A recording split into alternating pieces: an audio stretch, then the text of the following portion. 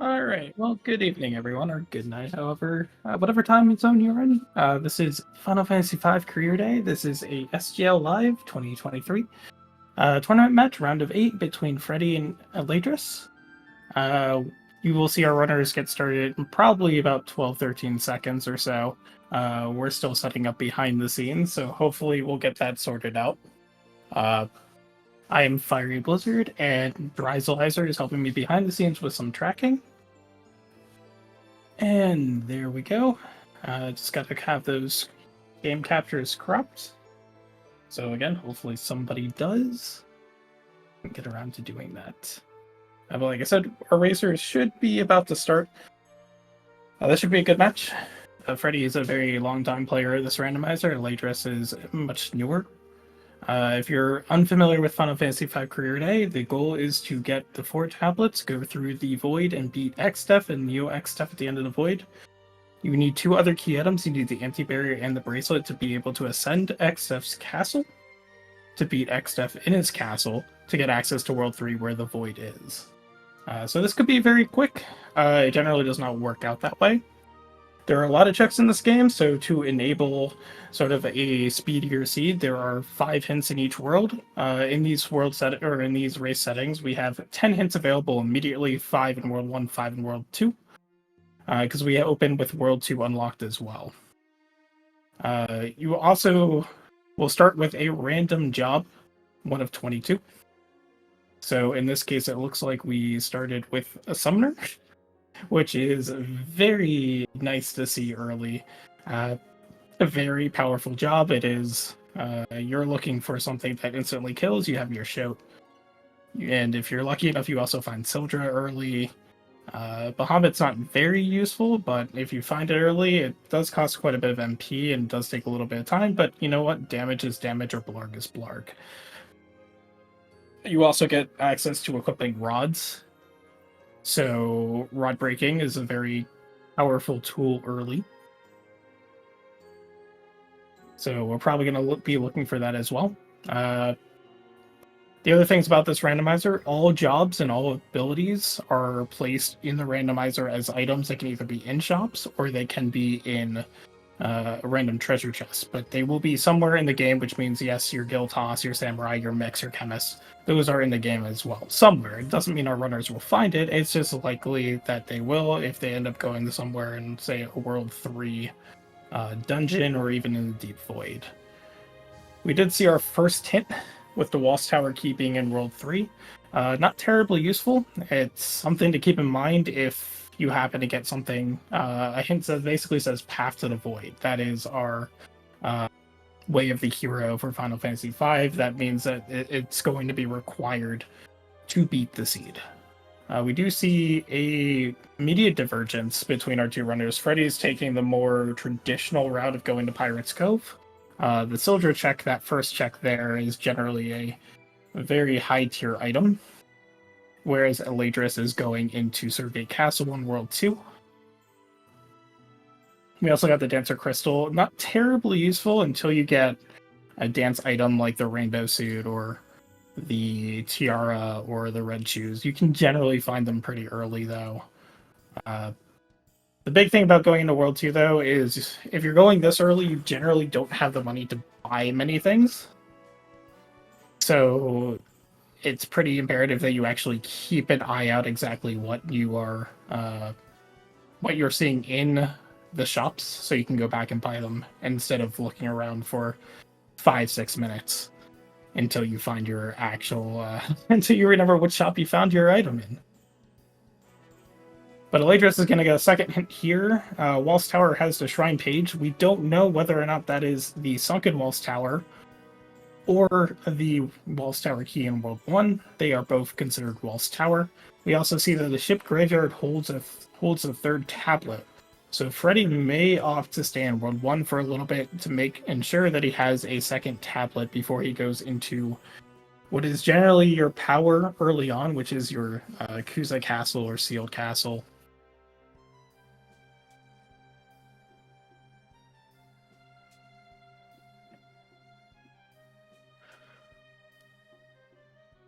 But we are going to see Alraedris go immediately into sealed, see if there are any goodies here. It may work out just fine. If there are only, each tablet gives you access to 3 of these 12 items. So if there's only 2 or 3 items that are worth taking, you generally won't come back unless you want some money. Nothing particularly good so far. A man-eater with a dancer is pretty nice. It would be very powerful. Freelancer is also a very nice job. It is something that is very nice for the end game, if not before then. We also get an assassin's dagger. So if you get a man-eater, a freelancer job, and an assassin's dagger, and you just put a dancer on, or you do a Ragnarok with dance with a freelancer, you're pretty set for most of the early game, if not further along than that. Freddeh's hitting the trap chest and tool, gets a dark matter out of that, and that's money. I expect Alraedris to switch at least somebody over to a dancer using that man-eater. I was going to go check more. For those of you familiar with the vanilla game, you know that there is 2 choices, the Brave Blade or the Chicken Knife. In reality, there is 1 choice, it is the Chicken Knife, unless you're doing a Brave Blade one. Obviously, in Randomizer, it is not the case where they are the Brave Blade or the Chicken Knife. They are 1 of 2 items, but it still remains that you can only take 1 of them. So choose wisely, or reset. We do see another Path to the Void hint saying that the Ancient Library is Path to the Void. That tells us the location.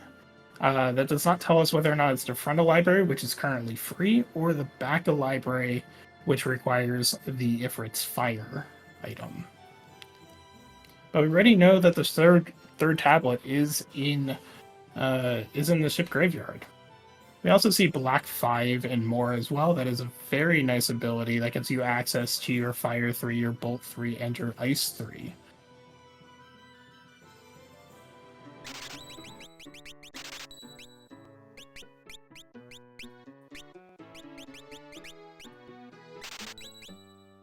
Alraedris is not opting to check either the Brave Blade or the Chicken Knife check.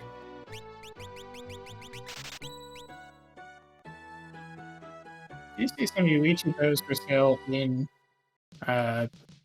Licks here. It's pretty expensive. If you don't have a way to equip it, probably not something you want. Get Bracelet is in World 2. That is one of our required items. We also know that it's not going to be it would be required for the Ancient Library. It could be the front of Ancient Library leads to, say, like the Elder Branch, and the Elder Branch has it. But Alraedris is very much prioritizing hints here, I feel. Not a bad choice, all things considered. It is a bit awkward to go for these World 2 shops, I feel, and not have the money to actually buy anything. Freddeh is going along into Wind Shrine, the first standard check of the game. 250 HP here. Generally not a problem. The biggest issue is that this is Titan. Luckily, it is not Titan. So Aramu will kill these. They don't even have enough deferred morals to cast Life 2 on death. They don't even have enough MP here to cast Life 2. So you'll see not enough MP 6 times. Really, the big thing here is you just really don't want to see Titan at Wind Shrine, especially if you go through and don't save. If you don't save and you run into Titan immediately, you just have to reset because Titan is killing you with no restriction. Yes, Freddeh does have an Ice Rod from the from Tool. Alraedris should pick that up at this push. And when trying, just like the vanilla game, you get these job crystals, but they're not jobs, they're just random items. Generally tier 5 items, so it could be a nice, a nice couple things here. We actually see Ice 3. If Freddeh goes into more, he'll be able to pick a Black 5, and with an Ice Rod and Ice 3 in hand, that is very much going to be your answer to a lot of early bosses, especially with the summoner job as well, giving you the magic power from that. You also pick up Sing, not terribly relevant at this, but once we get some songs, can be very useful. It is a possible endgame strat. We do see Freddeh going into Tool. This is the precursor to Ship Graveyard. And we see Alraedris going into Tool, sort of following behind, as you would expect from someone going from World 2 to World 1. Freddeh is going to make use of the terrain ability. Shope here has 650 HP. So shouldn't be too much of a problem to get through Shope before he petrifies your entire party. The randomizer does work on a split XP basis, so the fewer your number of party members that are alive, the more XP your alive party members are going to get. So it could be advantageous to actually have some of your characters be dead by the end of the battle. We also do pick up Shote, that is through the boss itself, which is also very, very nice. That enables us to, or Freddeh in this case, to cast the spell Break.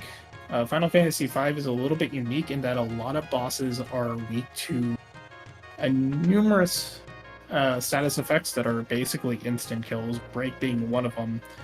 There's also a flag called non-heavy or heavy flag, and if a boss is non-heavy, then they are not immune to a lot of instant kills like Exone or Odin. Deathclaw, which isn't really an instant kill, but still.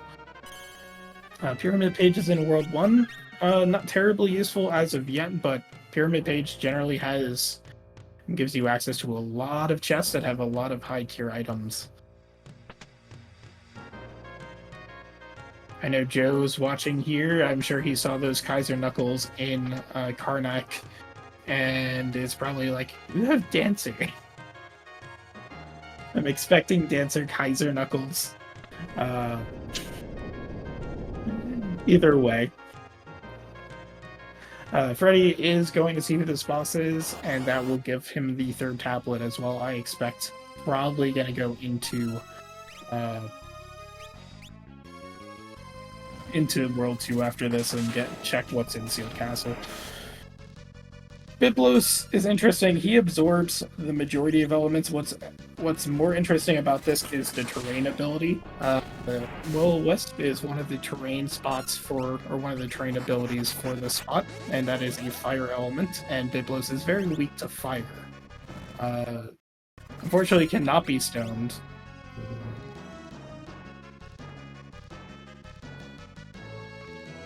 We do have Hiryu Valley's also Path to the Void, so we have a pretty good idea of how this seed's going to shake out already, at least to a point.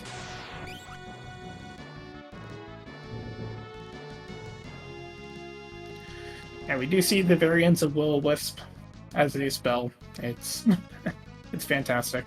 But certainly useful. Terrain is one of those sort of not really loved abilities, but in the right places, if you know where to use them, it can be very useful. It does have a couple of places where it is able to basically kill non-heavies for you. So keeping those in mind and knowing where you can actually use terrain effectively is pretty big. And like we knew, there is our third tablet, so that enables Freddeh to pick up 6 items if he so chooses at Sealed Castle. Like I said, we are looking for 4 tablets, so Freddeh now has tablets 1 and 3. We did start with 1 tablet just to enable people to get some power pretty early. Sometimes you get a lot of power, sometimes not too much. So Freddeh really only has 4 items from Go Mode, for whatever that is worth. We do see Ninja here in somewhere. Carwin. So Ninja does enable throw abilities, so with scrolls, that ends up being very nice. We also see White Mage pick up as well, and now we can start selling items. A lot of items that we pick up here are just going to be things to sell for money. At the end of the day, a lot of things are just driven by money. If anyone's played 4-Job Fiesta with a samurai, they should very much be familiar with how broken guild toss is in this game. So I'm personally hoping that we don't find guild toss.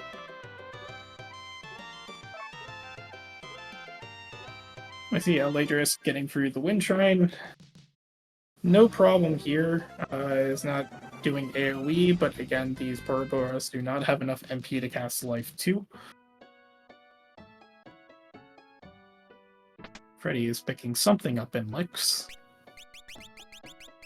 Ah, Javelins. So, Javelins used to be one of those items that cost 100 gil each. Just because Javelins are not a viable item in vanilla game, it's something you steal. It's a rare steal. But it's an item you can generally buy, and so it used to be 100 GP each. Javelins are an incredibly strong weapon in terms of the throw command. So the strat, if you had early ninja, would be to buy a stack of 99 javelins for very cheap and just do that for the entire game. In this case, Freddeh has to opt to only buying, well, he could have bought 51. But now they've been raised to the price of 750, I believe. So it's a little less economical. It's still going to be, I would say, the best bet for Freddeh. I think from a physical standpoint, that's going to be true still. It's going to be a little bit... It could be a long time for Freddeh to go into more and grab that black 5. At which point I would think that Ice Rod with Ice 3 is probably going to be doing a little bit more damage than Javelin throwing. Although it may be slower just because of the animation time. Alraedris is now going to go into Torna Canal, is going to go fight whoever was here, because I am forgetting everything at this point, and then go find Biblos at Shipped. And then go find Biblos at the Ship Graveyard. So one of the changes that we made to the randomizer with the versions, other than just rescaling some items, we also made it so that the EXP that is given at a single spot is equal to the amount of HP a boss has. So if you're new to the randomizer and you're not sure how much HP has, all you have to do is look at how much HP or how much EXP you are getting from a boss after they're dead. If you have 4 people standing and you're playing with 4 times experience, like we normally do in this randomizer, because otherwise you would be in the level 20, well, you'd be around level 20 at one-time multiplier. You could learn pretty quickly what the HP values are at spots. We do get the Night Crystal. That would be nice if you wanted to swing the Ragnarok around, and now you could do Ragnarok dancing without using the Freelancer and get a little bit more strength that way. Again, this is all contingent on Freddeh going into World 2. Some players like to go into World 2 early, others don't. It depends on the amount of power that you generally have. If you're feeling comfortable with the amount of power you have, some people may just elect to do all the Blood 1 stuff first. I'm generally someone who's like that, where I will sort of fade World 2 until things in Kuzar could possibly give me more of an advantage. Sometimes it can bite you, sometimes it doesn't. We do get that Karnat, or we do get those Kaiser Knuckles buys from Freddeh. So he's going to be looking to go melee with those Kaiser Knuckles and the extra strength. We also do see the image command here in Karnak. Something that I would personally consider an instant buy, because there is one boss by the name of Minotauros who hits very, very hard, and you cannot summon Golem. Because you are not allowed to summon anything against Minotauros unless you have a magic lamp, in which case then you could go all the way through the summon to get Golem. Generally a bit of time wasted. If you have image command, the fight essentially becomes free, because you do get 2 refreshes of image. Joe is bringing up a good point in chat. We do have it, well, Freddeh will know that there's an Assassin's Dagger eventually. Probably will pick it up, given that he has 6 items to choose from, and there really aren't 6 items to pick up in Kusa. But if you do use the throw command of an Assassin's Dagger on Minotauros, it bypasses his entire script entirely and instantly kills.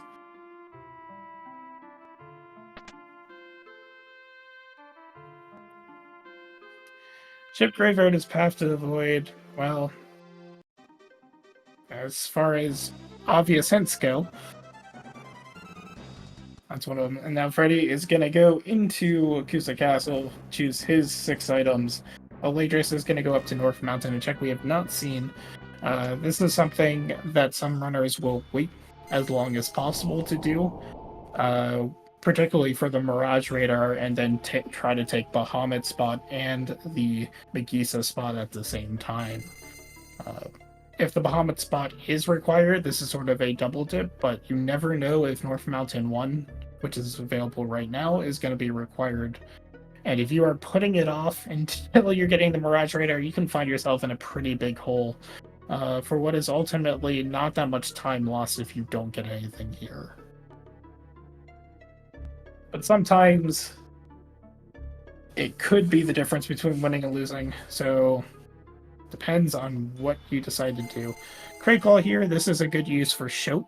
Crayclaw is very much vulnerable to break, but here it probably doesn't matter too much. It only has 900 HP or 850. We do get the Trench Page. That will enable us to get 3 hints in World 3 if we get the Submarine Key.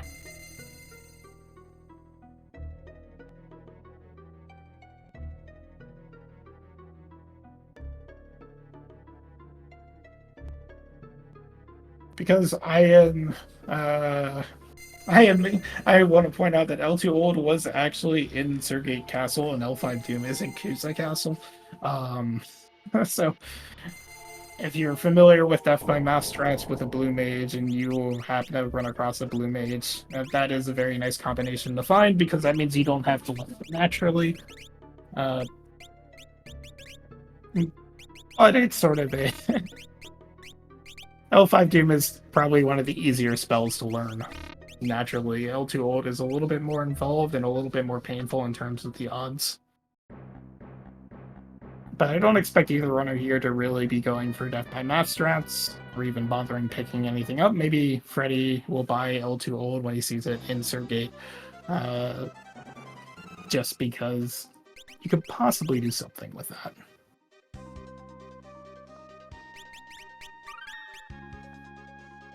So Freddie's going to go into the Moogle Waterway here. It's 5,000 HP, so decent EXP boost as well. He's going to be hoping for something that he can just use Shout.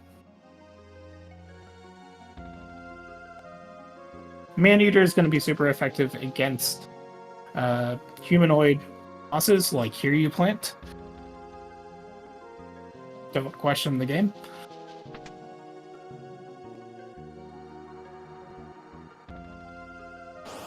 It will all make sense. Here we get Sandworm. The good news is you can use Summon, and it won't really cause a problem. Better news is you have Javelin, so you don't care that the Sandworm is always in the back row.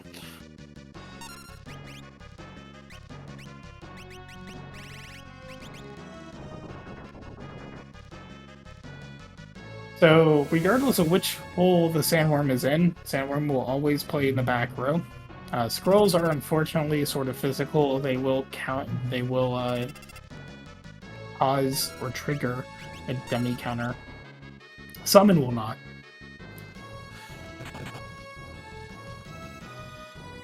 But at this spot, this should just be throw your Javelins and GG's. We see Alraedris going into Wolf's Kingdom, going to check the Shiva spot.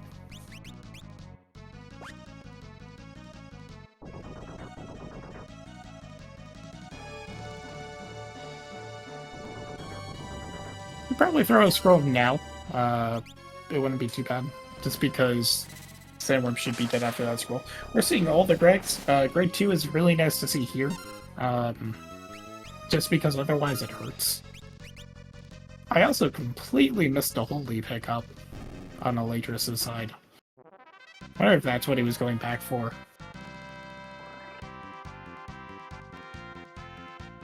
Holy's a nice spell. We do get Ifrit's Fire from Moogle Waterway, so we know we have access to whatever is Path to the Void from the library.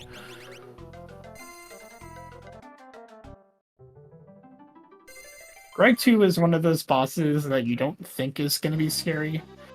And then you run into Greg 2 at, say, Fork Tower or a late game Void boss, and it turns out that he's a really terrible boss to find late.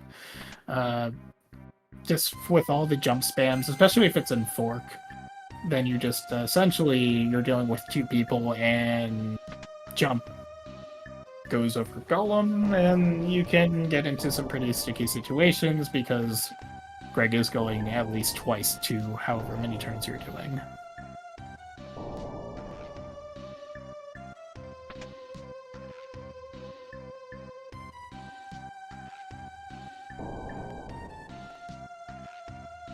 We do see Freddeh going immediately to the library. I'm guessing got the hint that said, oh yeah, go here. We might see... probably not going to see an Iron Claw.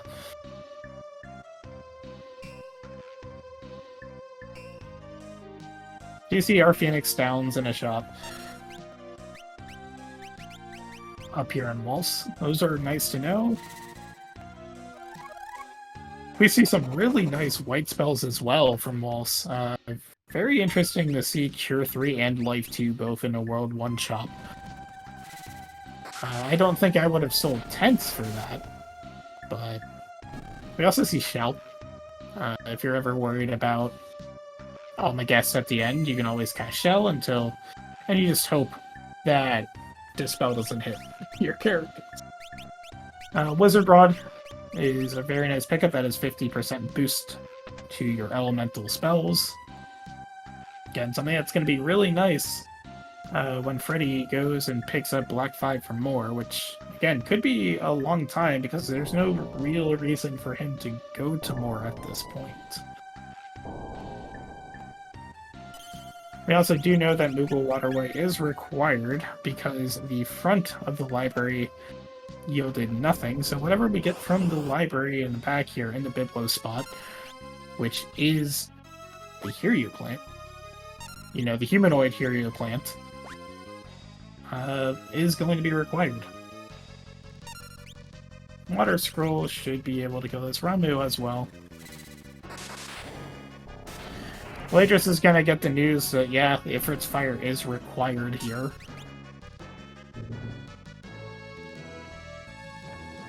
A little unfortunate with the Will-O-Wisp, but luckily getting the throw out before we get more Hiryu flowers.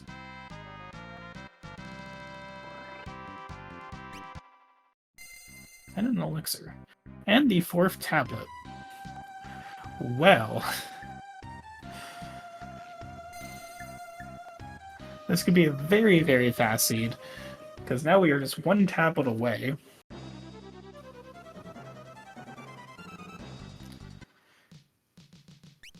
We still need the anti-barrier and the bracelet. Again, we know the bracelet is somewhere in World 2.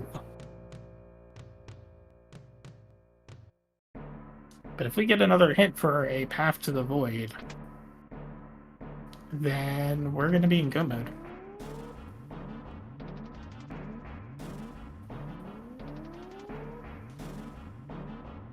Assuming that it is not required underwater. If we find the submarine key, then things become a little bit more interesting.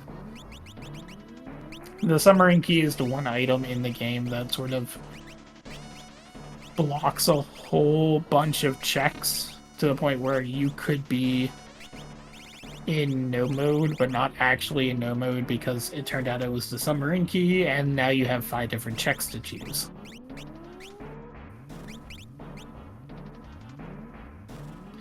Not only are we looking for the last tablet, the anti-barrier, and the bracelet, we still actually need a way to beat Neo X Def, at least reasonably comfortably. The good news is sort of with the change in the EXP scaling to match the HP at spots, you generally end up with high enough HP if you're choosing your jobs wisely to not have to worry about the survivability of Neo-X stuff. Chimera Brain is a boss you'd rather see a lot later. One of those free bosses here, not immune to a lot of different status effects. You do see Golem as well. Very nice find. Because you can just get your Golem summoned and then be happy. Because now you can block physicals. We do see the Time Mage Crystal from the Catapult check, which is also a very nice job to have.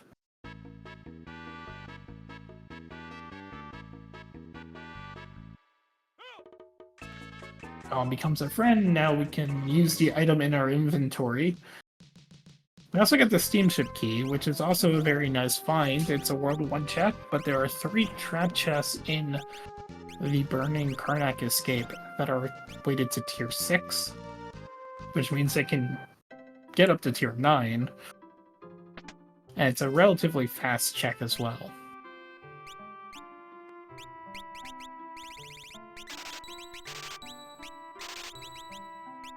Freddeh is going to be doing shopping. Alraedris is going to sort of follow in Freddie's footsteps here.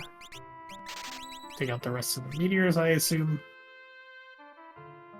Buying a Guardian or two, not a bad pickup. Guardian does give you your chance to block physical attacks. So, something that I generally like to have in my inventory, because you never know when you really need a physical block, even with Golem up. Or when you think you have Golem up.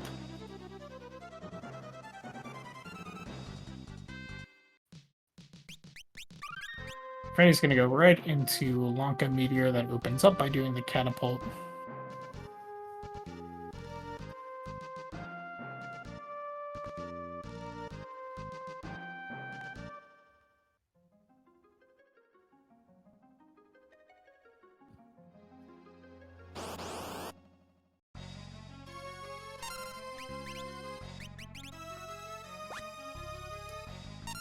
And we got Twintania here, who doesn't like being attacked, generally. 300 HP here, I believe. So, one more throw from a Javelin should do it. Just need to get lucky with the counters, realistically. As a not seeing all the counters. So one last Javelin throw, and that should do it. Certainly faster than waiting for Twintania to go through 5 attacks and then becoming weak to basically everything.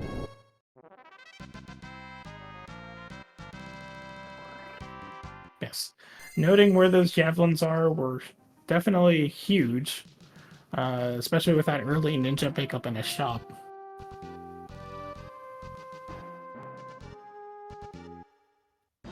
Did get the pyramid page from that, so lots of loot to be had in World 3 now for Freddeh. He's gonna go clean up the rest of World 1. Break Black Magic in the Steamship. In a chest that probably the majority of people do not check. That's a very nice find. Although we do already have Shoat, so it is less impactful than it would be if we did not have Summoner and Shoat already. Abductor is another one of those free bosses we'd rather see almost anywhere else. But we will take the free bosses as we get them.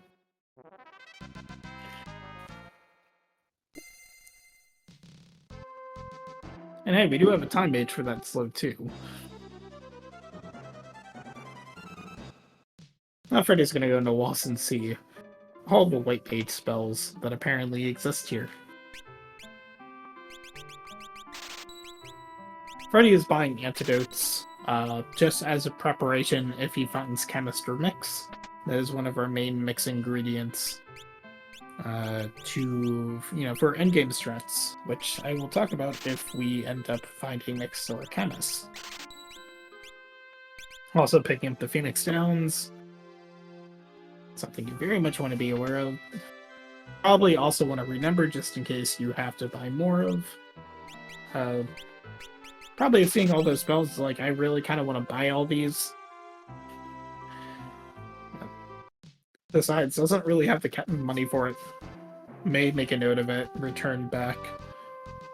Cure 3 is a very nice spell to have. Life 2, that doesn't really matter. But Cure 3 is.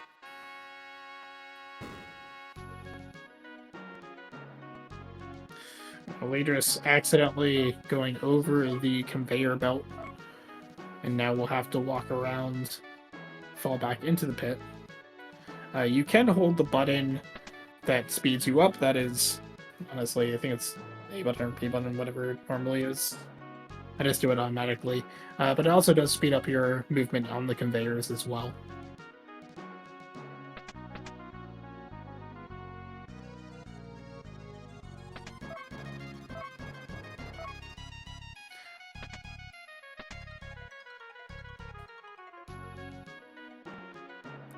Yes, Joe. You can speed up your movements on the conveyor. Nice sleep sword magic. It's very useful to have. Only need magic sword 2 for that. We see a Califasteri, who can be pretty annoying. Likes to cast wall and then buff herself up.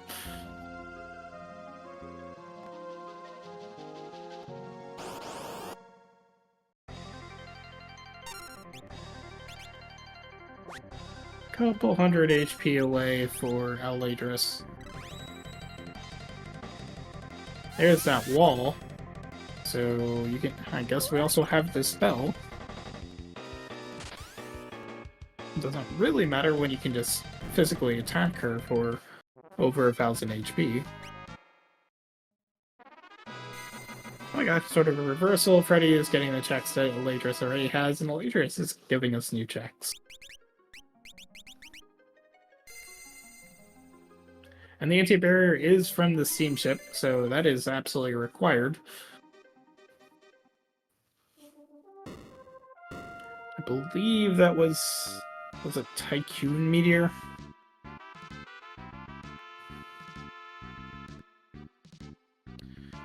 Freddeh is not going shopping, doesn't actually have the money to shop, so I guess he's just deciding, why would I bother? But is going to grab this hint.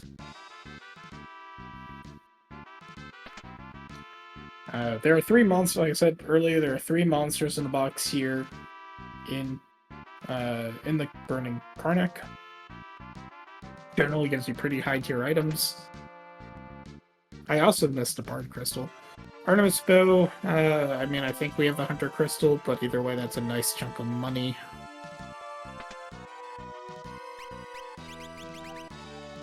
Most things in this game come down to money.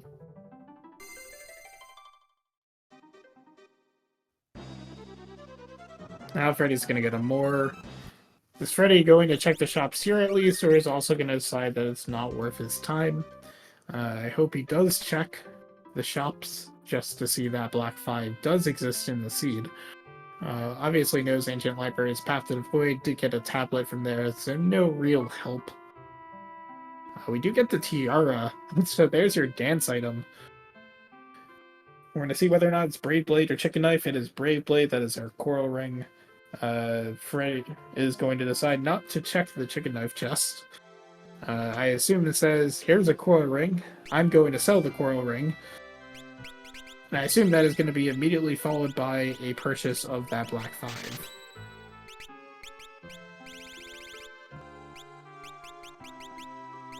Coral Ring is an interesting sell. There is one boss in particular called Leviathan, who can be particularly terrible. If you do not have a way to stop tidal wave encounters. If you're using physical, it's not too bad, because Entangles are the encounter, but Leviathan can still decide to double turn tidal wave you just because it feels like it. Either way, that's a future problem, if it's a problem at all.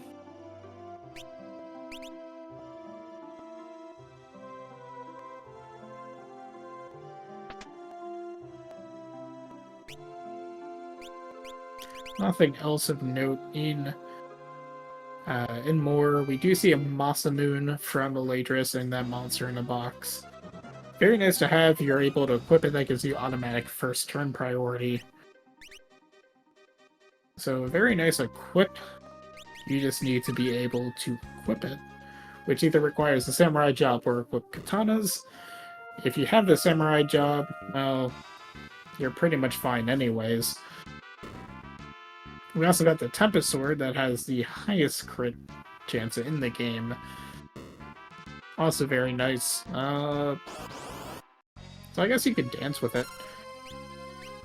We see triplets. It can be annoying, but at Bao Castle they only have, I think, 800 HP split between them, so no real problem here. We saw Greg 1, so we already seen 3 of our Gregs over on the throughout the entire stream. We just have 1 more left. Where is Greg 4? We do get the hidden shop since we have, well, since Karnak has burned down. If a seed wants to be particularly cruel, we'll put Phoenix Downs in that shop, and that will be the only Phoenix Downs you have. If the generator is feeling really, really cruel, it won't give you Phoenix Downs at all.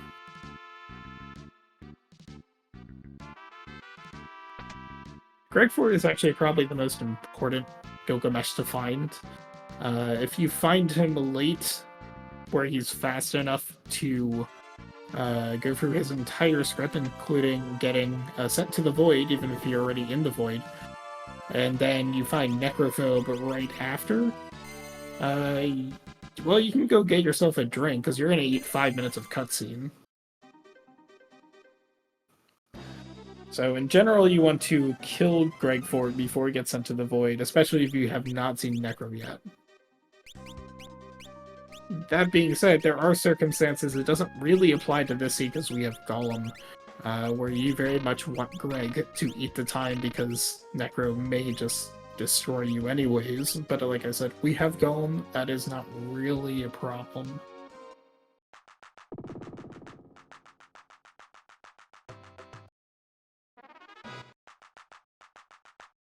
I believe we do know Hiryu Valley is Path to the Void, so I'm guessing that's going to be our bracelet. We know it's in World 2 somewhere, and we're sort of out of checks. So it does lead me to believe that our bracelet is sitting up in Hiryu Valley.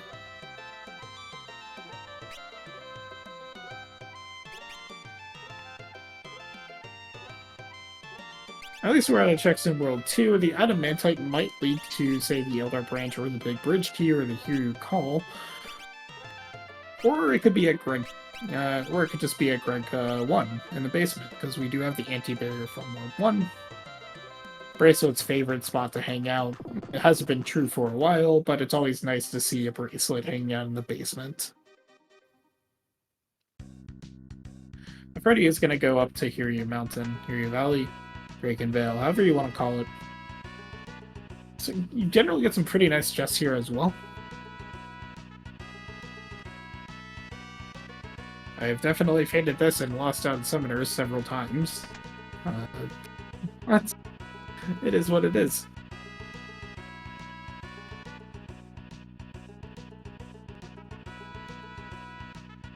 Yes, eventually Freddeh is going to have to go to Tycoon Meteor, get the steamship to get the anti-barrier. But that shouldn't take all that long. He should get roped into that pretty much as soon as this check is over. Black Mage Crystal sitting in Hiryu Valley as well. That Black 5 becomes less useful.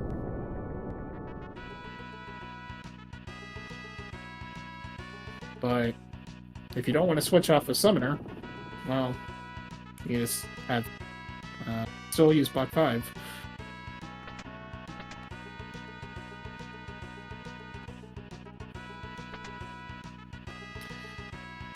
So we're starting out at the point where you'd rather see more instant kill bosses.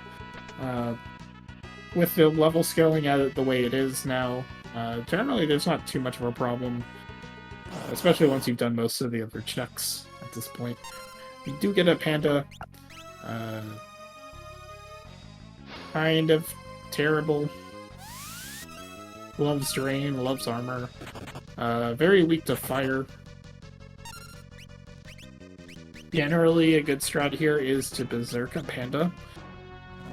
One of the things that Freddeh does not have, because he hasn't done Tycoon Meteor with the Golem, he does not have Golem. Does not also have any fire spells to go through that weakness.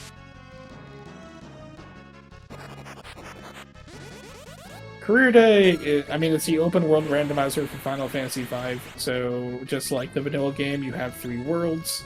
You can choose however many worlds you want open at the start, but the idea is that you have to go and collect the 4 tablets. Those would be the end dungeons in World 3. Go through the Void to beat Neo Exdef. In this case, we're starting with both Worlds 1 and World 2 open, so that's Bart's and Galuf's world. And so we need the anti-barrier and the bracelet as items to be able to ascend to Exdef Castle to be able to access World 3, which is where the Void is.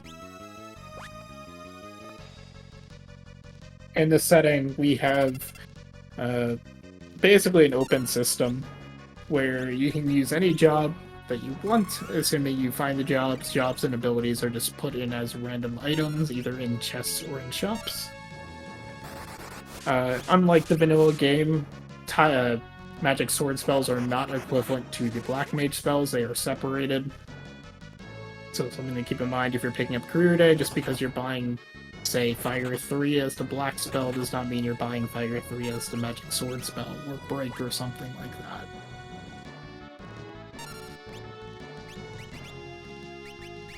So as you can see from our 2 racers, Freddeh currently has 3 of the 4 tablets required. We're starting with 1 tablet at the very beginning, so you only have 3 tablets to find, and then the 2 items to get into World 3. So if we find that second tablet before ascending Exdef's Castle, we'll be in go mode and not have to do anything in World 3.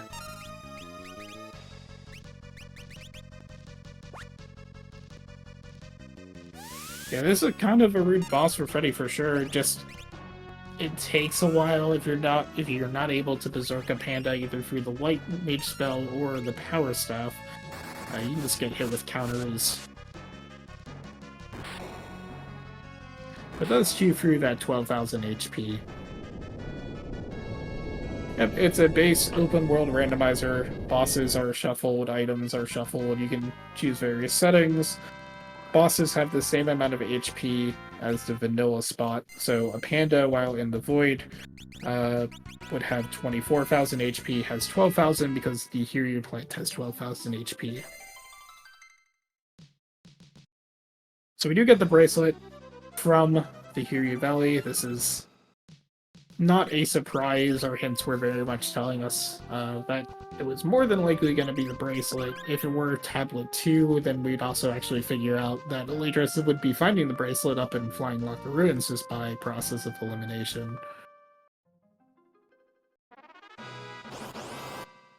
Yeah, I would say this randomizer is very much different than certainly the other Final Fantasy randomizers. It has a different feel. Power Overwhelming is generally the name of the game because a lot of jobs are just straight out broken. And a lot of combinations with abilities are even more broken. So it's fun to play around with, but it can be pretty fast, which is nice considering the number of checks that are available in the game. We do get the Elder Branch from the start of Flying Locker Ruins. That gives us access to more forest.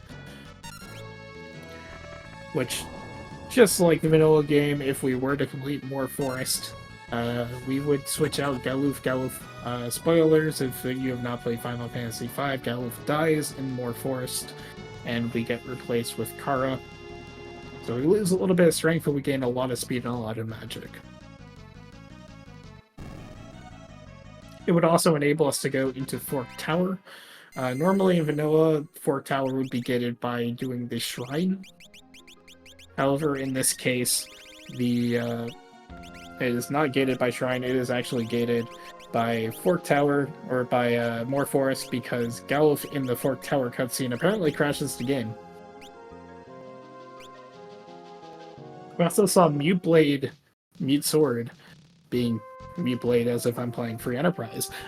Mute Sword from the back of Flying Locker Ruins, which is not a check Freddeh will ever get,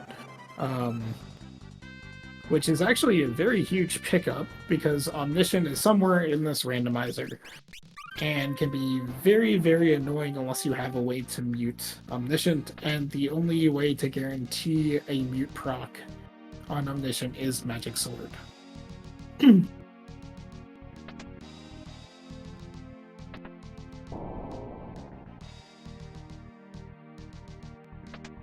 So that may be a huge advantage to Alraedris. We know that Freddeh is never going to pick up Mute Sword now.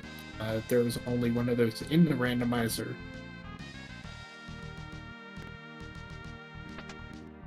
So if Omniscient is lurking, we're just gonna have to really knock him down fast with magic. If it's very late, Omniscient has a chance to cast Cure 3 on himself, which is a full heal. And it doesn't feel very good if you're 45,000 HP down in a 50,000 HP fight, and Omniscient decides to fully heal himself.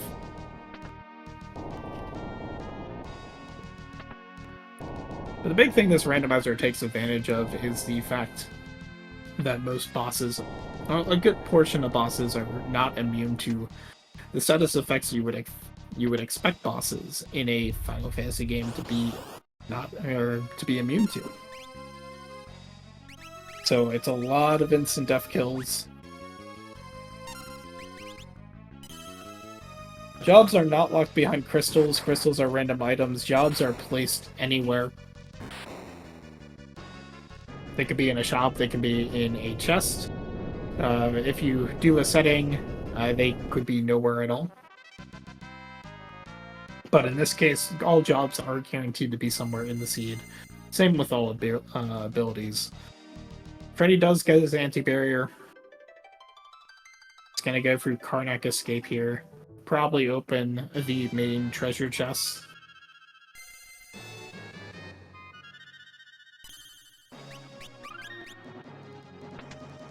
Which will get some nice katanas out of it, but nothing really much more to speak of. Items in this randomizer are tiered. You can mess around a little bit with the randomizer settings about where it places certain things. In this case, we technically have it set to a 3-tier overflow for each chest at a 10% or 15% chance.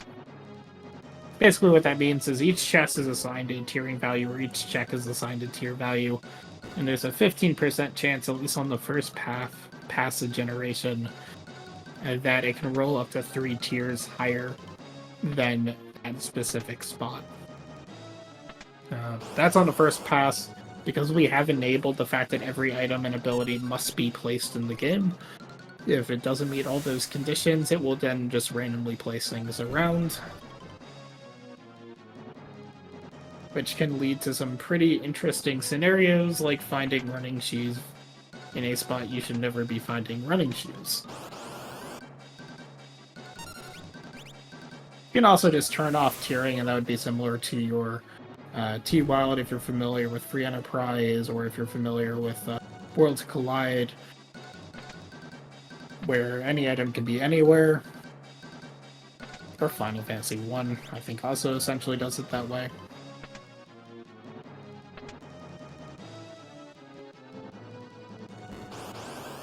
Alraedris is going to get his Ifrit's Fire. He's got to know at this point that that is somewhere he wants to go, because Library is Path to the Void, and the first spot of the library did not have anything of use.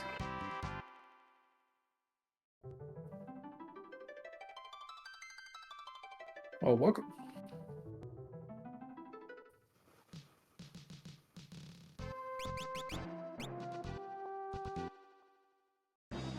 So at this point, Freddeh has two options. Can either go up to Flying Locker Ruins, which is what Alraedris just did, or he can go into Extif's castle and get into World 3. We do not have any hints pointing us to where this last tablet is. Freddeh has not gotten the trench page, I guess. I am trying to remember where that trench page was.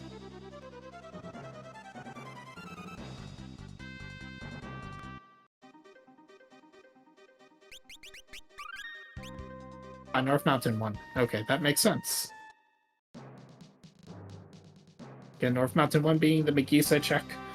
So, something that a lot of racers will put off until they hopefully have the Mirage Radar, just so they don't have to do that climb twice. We do see the Greg 1 spot here. It is Galura, another fantastic boss to fight later, just simply because you can shoot Galura, and your problems go away. You can also Toad Galura. Galura will just cast Toad on himself in response, but it's fun to do. There is old bingo boards out there where that is certainly one of the goals. We haven't featured bingo for this randomizer in quite a long time, but we do also have a I don't even know what to call it. We do have a whole bingo sync text file for anyone interested in bingo for this randomizer.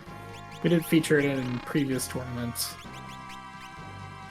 So we did get Haste 2, which is something that no one is going to not want. You're not going to reset over Haste 2, especially when we have Time Mage. But that is not the answer we're looking for. Again, we are just looking for a single tablet. We are looking for that second tablet, or any hint of where that second tablet may be.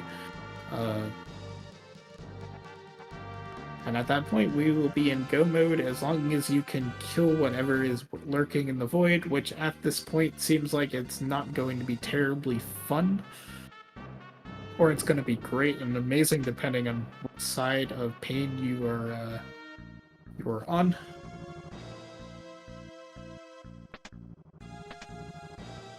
Well, if you had Magic Sword 6, you have your Holy Sword there, so that would kill X-Stuff pretty quickly. Alraedris did pick up Holy from somewhere. I don't think any of us actually remember where at this point, or caught where, but that is also a massive thing for X-Stuff in his castle, who is very weak to Holy.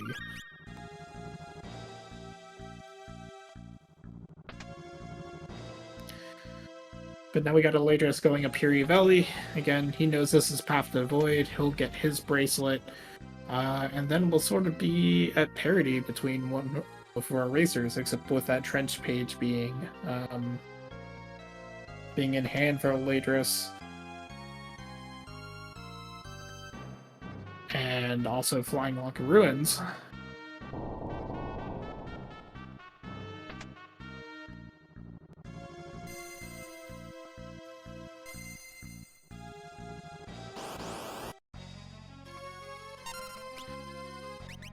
Yes, Branch is at Flying Onka Ruins entrance. So Timmy is weak to ice, which is good. Does start with innate shell, which is less good. Alraedris did also pick up this spell from somewhere. Again, a lot of those white mage spells, I just don't remember where he found them. Adam and Timmy, on the other hand, only does punch. So if you have Golem up, essentially free.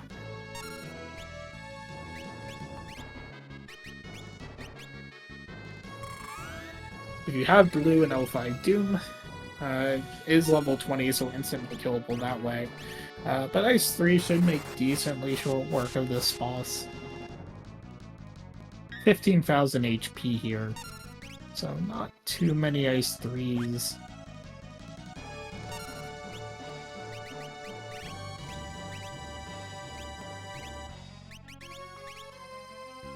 But we're going to see the work that Golem does for this fight.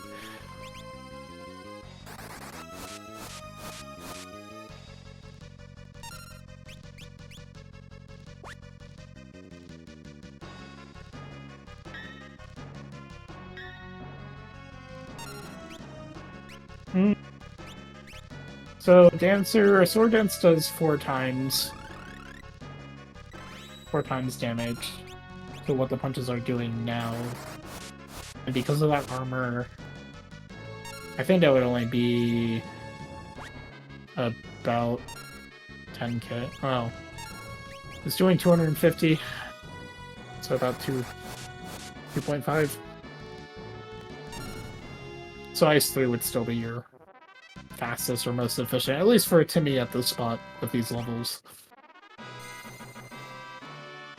Well, if you wanted a defender, you can also have a second defender. Don't know if I've actually seen that one before, where the boss reward and the other boss reward, only one of those rewards is an actual key item check, was the exact same thing. I believe Freddeh is going to loot this room and then go back and save.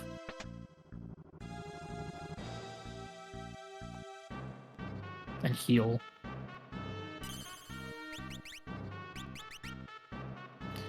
It's particularly rare because you have, well, because there's a good chance that the item you get from one of the spots is unique. In this case, that was not true. So Alraedris did pick up the bracelet, now has XF castle access. And now we get sort of the scarier spot in both World 1 and World 2. It's 30,000 HP here at the Greg 4 spot. Odin is not terribly great. You can actually hit break here if you try hard enough. We are at the point, though, where 2 spots later, Odin will no longer be able to be showed, so your magic defense, I believe... Someone can actually look this up for me. I believe it is 95 at this spot. So you are looking at a % or 2 to be able to hit choke. True Edge is essentially Comet as an ability, as AoE.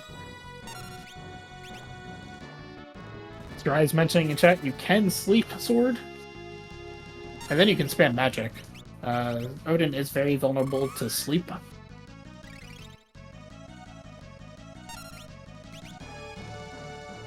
But the shout here is unlikely at best.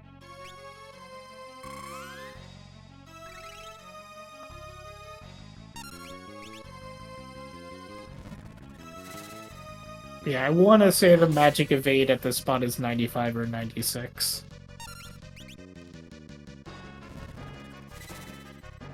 So, Odin luckily is level 2, I believe. So, at least you don't have a level penalty, and you're just dealing essentially with the pure magic evade. Though, if you want to talk, so boss scaling, the way it works is not exactly linear to vanilla, but each spot has a ranking and it goes up as, you know, the stats go up as you get further and further along. And so in this case, the Odin spot, the vanilla Odin spot, has a ranking that is 2 spots higher than the Greg 4 spot. And the Odin spot has a magic evade of 99. It is the last spot in the game in which you can actually hit break on Odin with a spell. So you have a little bit better of a chance to hit choke here, but it's very unlikely. Now, if you had break sword, then it's an instantly one hit, assuming you actually apply the effect. Because that is a physical attack and doesn't deal with magic evade. But as Freddeh proves, persistence is key, and if you spam something enough time, eventually you'll hit a 5% chance or so. Does get the Submarine key for his trebles. That is actually a pretty huge pickup. It could end up trolling him a lot. But it is very possible that it is required, and that would not be the first time that a Rude Greg 4 spot is required. If Freddeh does do North Mountain 1 and gets that trench page, he will be able to collect 3 hints in the trench, as well as access the 2 best shops now in World 3.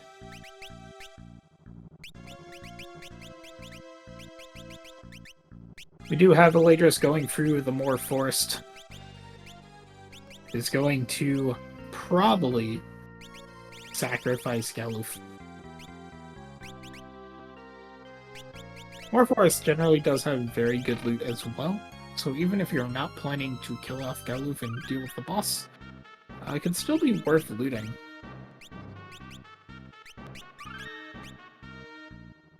As a note, you can leave this forest to the south and save there. It is a little bit faster than using the save point in the forest itself. We do have X-Stuff in his castle. For Freddeh, we have X-Stuff sort of in Moor Forest, featuring Leviathan, which is not terribly great. We will see how counter-heavy Leviathan will be. Counters magic occasionally with Tidal Wave, counters physicals with Entangle, and will occasionally do double Tidal Wave counters because it wants to. Meanwhile, Freddeh is going to do a setup for X-Stuff here, put up Golem, which makes him immune to, the physical attacks that X-Stuff will fight off.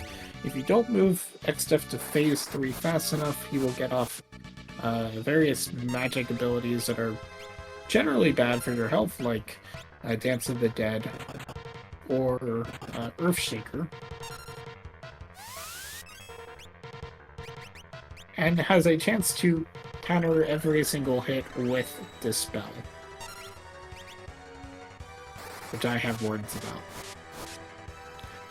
The way X-Stuff works, he has 32,000 HP here, roughly. At 16,000 HP done, he turns into his second phase where he starts doing physical and magic as a double turn. Occasionally a double turn, could be a single turn. And if that happens, it could be pretty disastrous, but generally that second phase is better than the first phase. It's generally safer because you know what is coming and generally easier to mitigate. It's really those first phase magic abilities that can get you into a lot of trouble if the fight drags on.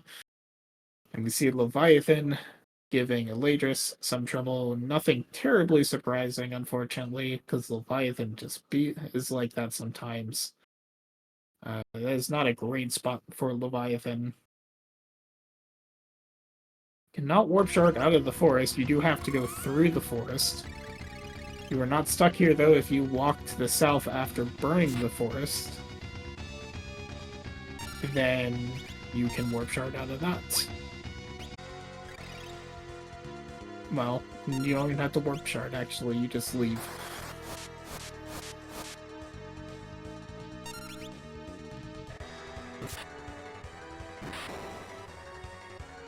We did get Freddeh's stream back in time to see X-Stuff go crumbling. He's now going to get access to World 3. This could be problematic if Alraedris does not realize that you can exit the forest itself.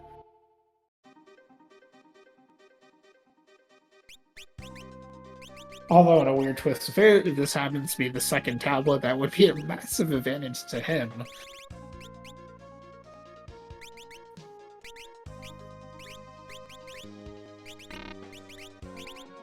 We do see Freddeh going into World 3. Doesn't actually have access to all that much. He has the 2 free checks in World 3, which is the Antlion Cave and the Odin Cave. And then he has the Barrier Tower in World 2, which is going to immediately, and the Sunken Walls Tower in 3.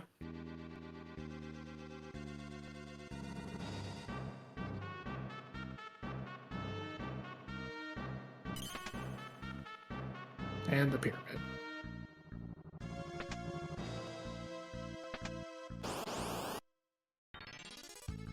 Unfortunately, we're using Ice 3. Bolt 3 is obviously going to be better. Leviathan has a weakness to Thunder Magic. We actually do get the yellow dragons rather than the red dragon main monster in the box. It's random. If you wanted the other one, you could just run away. The yellow dragons are actually worse. There are 2 of them, and they have 10,000 HP each. So they're beefier than the red dragons. The advantage that yellow dragons have is that they are non-heavy. So they are vulnerable to instant kills for non-heavy enemies. Other than that, they're sort of a ruder version of the red dragons.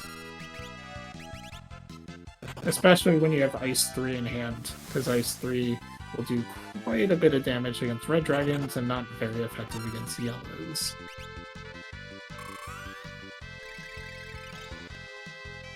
That being said, if you were looking for a coral ring, well, I know Alraedris would really love that coral ring that was sitting in the barrel and more right now. And Freddeh sold his for Black 5.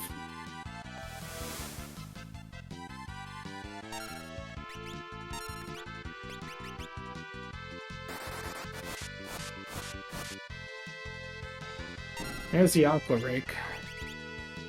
Hopefully Shell does eat that, and you have Cure 3, so you're generally pretty safe as long as that Shell stays up, and you don't eat double tidal waves. Unfortunate reward from the monster in the box there. It is a Royal Column Dagger. Pretty weak dagger, all things considered. So if you're looking to avoid tidal wave counters, magic is not the way you want to go for this. If you just want to see entangles, then all you have to do is use physicals. See Freddeh getting back attack from a monster in the box, which is honestly probably more appropriate, considering you're supposed to be surprised about monsters in a box. Also incredibly hard to run from. You can do it. Unfortunately, Freddeh is taking a death there.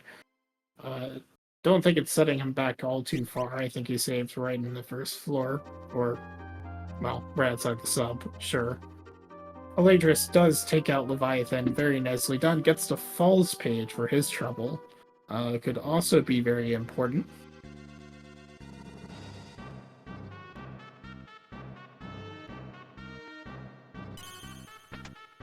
Now I believe Alraedris has nothing else to do besides going up Exif's castle.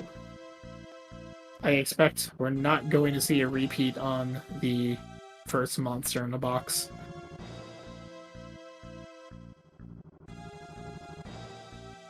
It's rare that you see 2 yellow dragon monsters in a box up the tower.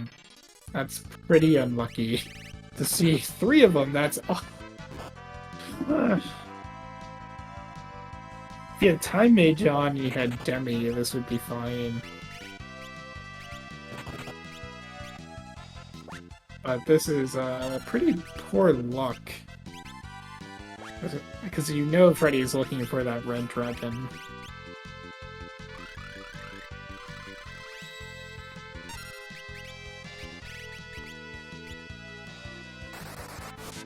So here's the thing, the Trends page and the Falls page does not do Alraedris any good unless he gets through that Odin. Because you need the submarine key to get through it. So we will see if Alraedris does stick it out to take care of that Odin up in the Greg 4 spot.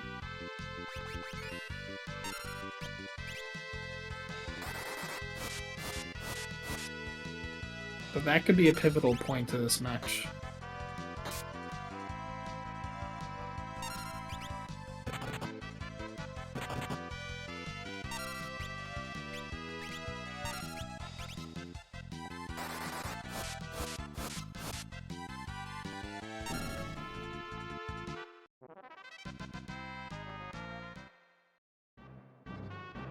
Just a Dumax. So absolutely nothing going for us in terms of the Bear Tower Trap Chest, which is a little bit, certainly disappointing, a little bit surprising. Not even a good amount of money. Dumax sells for like 4,000. Oddly enough, the Dumax's best thing is probably the fact that it's like an item, because we don't have anything to actually inflict doom right now. Well, we do have Assassin's Dagger, so I lied. But we can't even equip the Dumax anyways. Good news, we see Necrophobe at the top of tower. These barriers have, I think, 4,000 HP. Even better news, Necro is not in the Void. And in Barrier Tower is relatively tame. The barriers will do level 2 magic.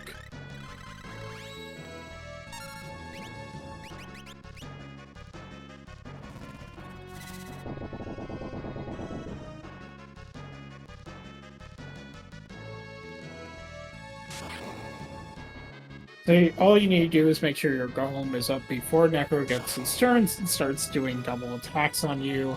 But otherwise, this is actually a pretty easy fight.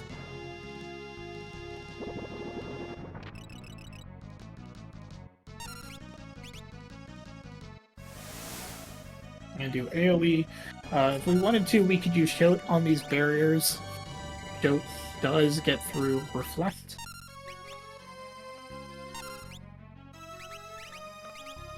Whether or not that would actually change anything here in terms of number of turns, I'm not sure.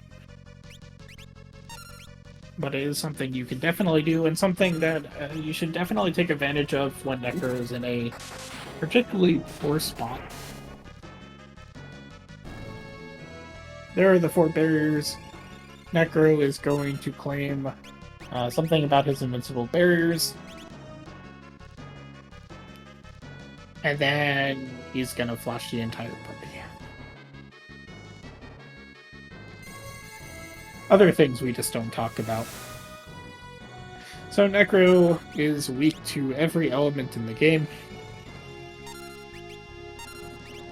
So should do quick work against Necro here at 20,000 HP.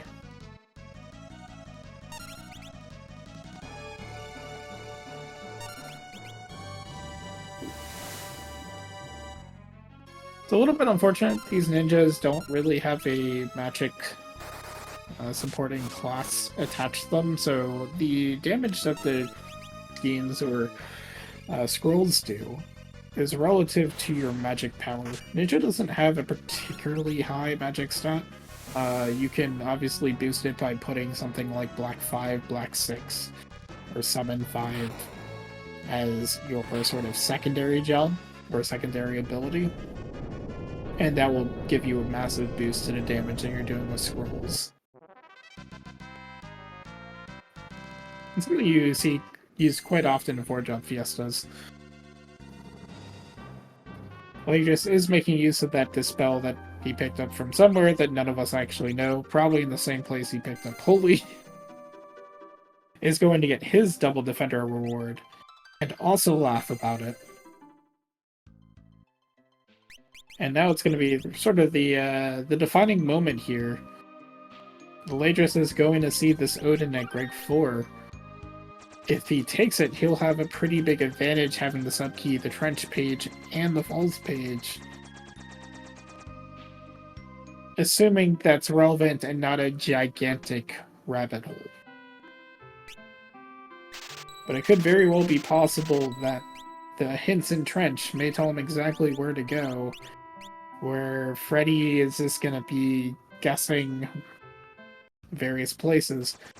We will see if Freddeh does go into Tycoon Meteor, or not Tycoon, goes up North Mountain 1 eventually to grab the Trench page. Or goes up to Flying Locker Ruins and grabs that Elder Branch. At this point, unless we have a hint for the Flying Locker Ruins being Path to the Void, I don't expect Freddeh to go up there anytime soon.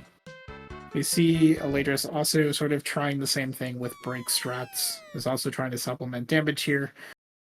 Does have a way through this with Cure 3 being available.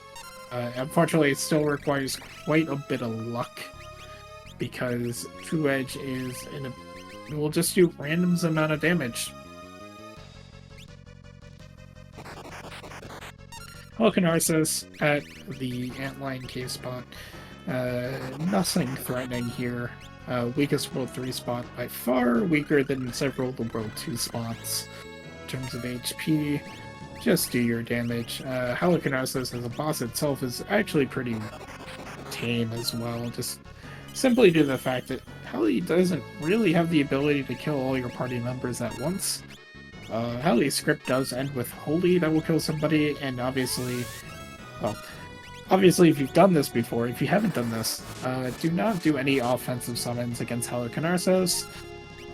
Hali will just absolutely obliterate whoever you summon.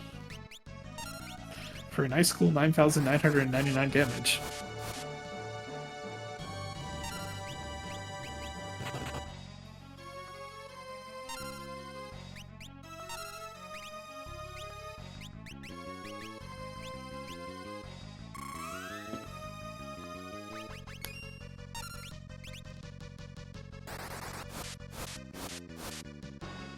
As long as you don't use Holy against Odin, Odin will absorb Holy, because several of the bosses in this game absorb Holy, including bosses that make no sense. Like Biblos. We'll see what Halicarnassus gives us. That is the Waltz Tower key. We knew that was hinted in World 3. There was something else hinted in Waltz Tower, but I don't remember what it is at this point. We do have access to both of the Waltz Towers. What's the first hint we saw in this game? I have long since forgotten that. But Freddeh is going to go to the first Waltz Tower. Thank you, Dry. Dry, thank you again. He is our tracker tonight. Very much appreciated.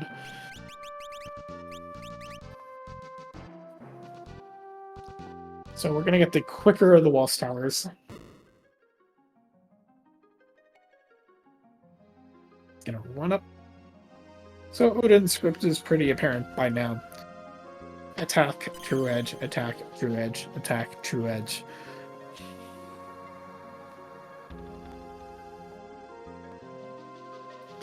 In earlier spots, Odin will use Reaper Sword instead, which is a single target rather than AoE.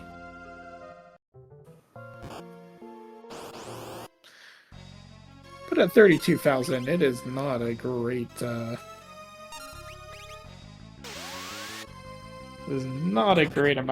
great fun here.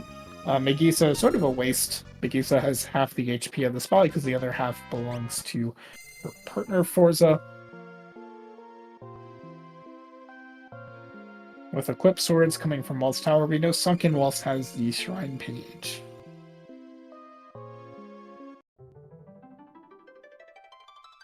Which we can access because we have the submarine key. There's Bolt 3. If Freddeh ever gets around to the Elder Branch from Flying Locker Ruins, that will be nice. And Alraedris is getting through that Odin. Very nicely done. Getting that submarine key.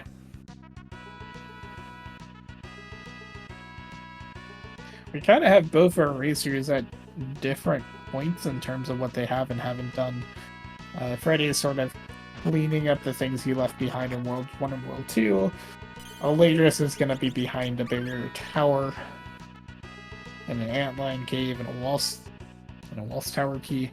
Freddie's going to get the trench page up here. I imagine this is just going to have him go immediately to trench to pick up those hints. And maybe that hint will tell us where that last tablet is. To remind everyone, there are 3 hints there. We certainly haven't seen all the Path to the Voids. There are 5 per seed. And we have not seen 5. So a good chance we will have a relevant hint in the trench.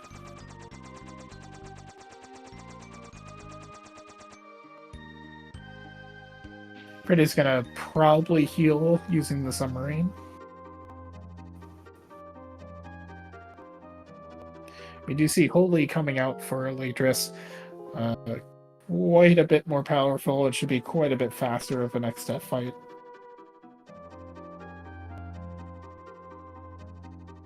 This is the open world randomizer for Final Fantasy V. So, jobs placements are randomized, item placements are randomized, and your ultimate goal is, of course, to beat Neo XF at the end of the Void, but to get there you need all 4 tablets, which are placed randomly in certain boss locations.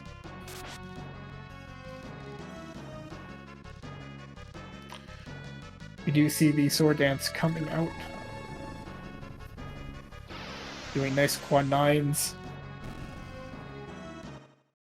Minnow, of course, unlike Vanilla, is able to cast Holy in most spots in the game. Does actually have MP.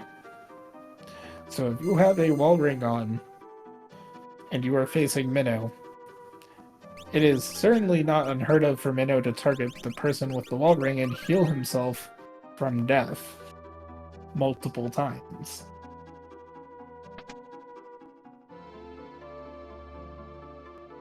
So something to be careful of. It's something you would never see in Vanilla, because in the Fork Tower, Minnow does not have the MP to cast Holy.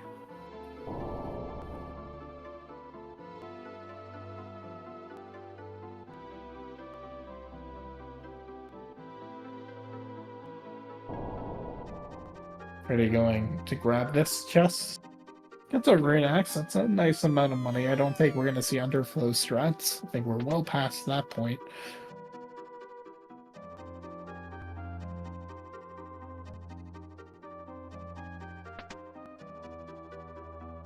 Gathering. We do generally get some pretty good loot in the trench as well, and we do have the 2 best shops in the game here as well. We also see Alraedris following behind Freddeh, and it's also going to go to Trench, probably pick up those hints, see if there's anything useful. The second tablet is in World 3. Thank you. We probably could have assumed that. Waltz Kingdom is Path to the Void, and Fork Tower holds a Mirage Radar. Well, Waltz Kingdom doesn't tell us much. Oh, thank you, does it? Hey, Samurai! Ah, Waltz Kingdom had the Adamantite. Which gave Branch. Which gave Fork access. Which we know gives Mirage Radar. That being said, it could be that Falls Page. Falls Page is also in World 3.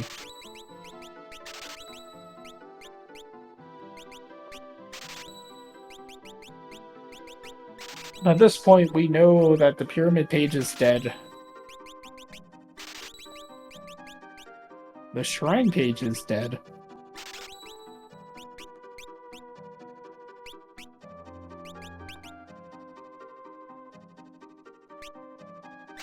X-Fight and X-Magic. We got Samurai there too, so we're pretty good. And so ultimately what this means is if you're following your hints and what you're getting from various places, you know that Trench is dead as well. Because the only item that matters is Submarine Key in terms of do you have to do something once you get a path. We obviously have this up key, we've gone down here. Which means whatever we get from Trench cannot be something that gives us access to this last tablet. Because we know it either has to go from Fork or Falls. And Trench is neither one of those.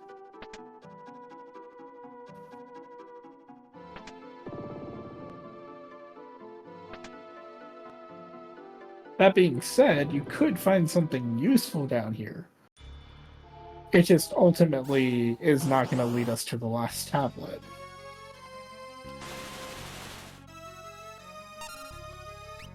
I think we still do not have any instant kills available, really. So we get to go through this entire thing.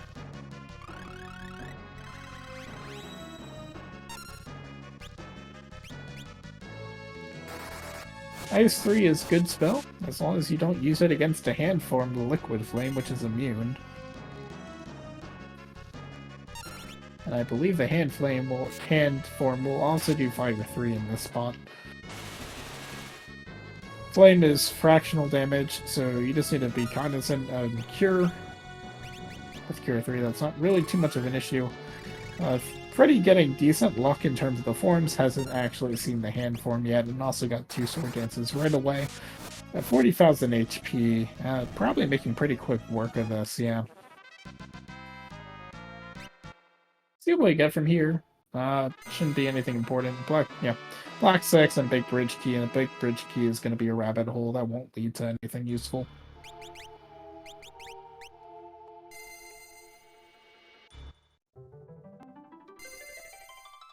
So yeah, the question is whether or not Freddeh remembers what was at the Lost Kingdom.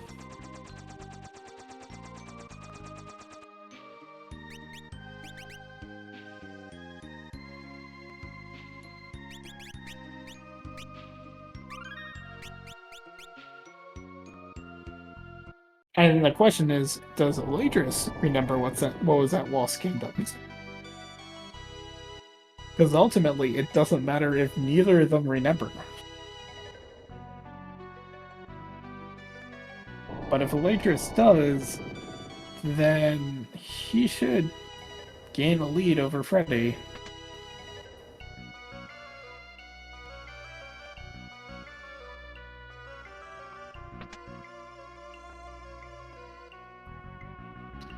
No item this way, but we get to see Mirage.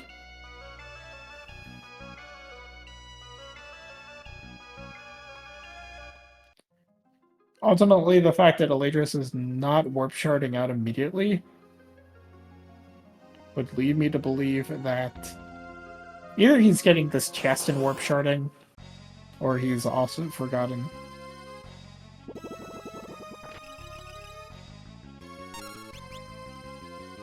We do get Carbuncle. We're gonna again show off the power of Dancer, avoiding the evade stat of Carbuncle when he's not in the weakened form.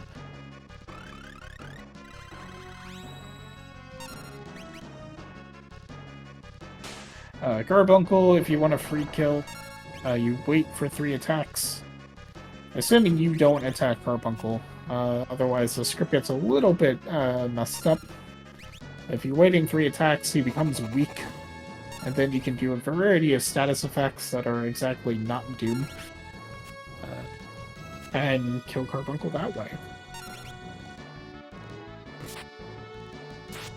That sword dance should do it, I believe. It's only 17,000 HP here.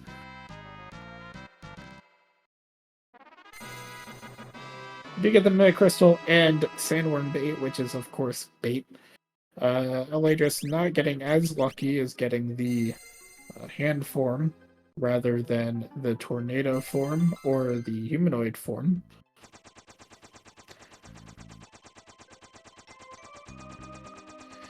Freddeh's not going to get a pyramid. This point, it's almost seeming like that Flying Locker Ruins will be a last location.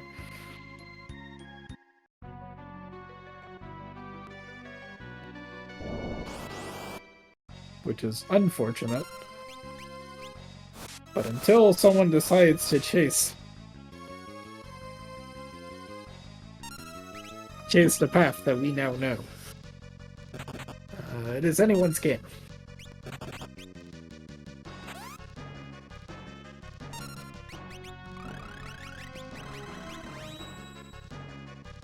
Still do not have Fire 3 or Fire 2.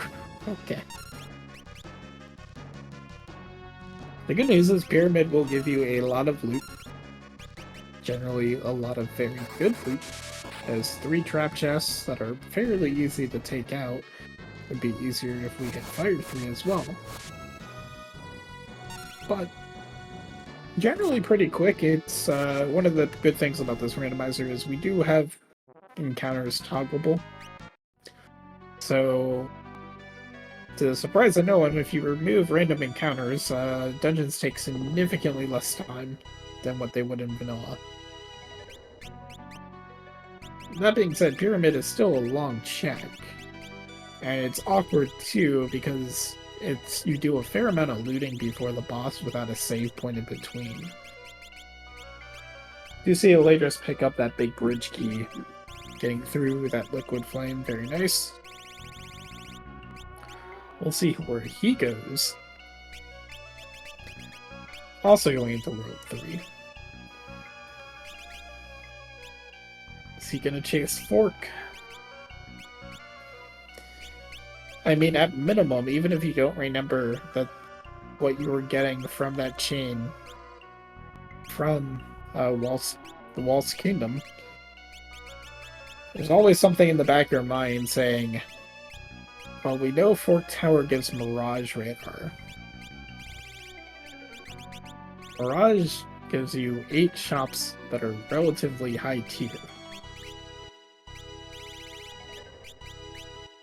Could often be worth going to Mirage or going to Fork just for that. So we're going to do a quicker check. Both racers deciding to take Boko on a walk. Boko is the best chocobo in Final Fantasy.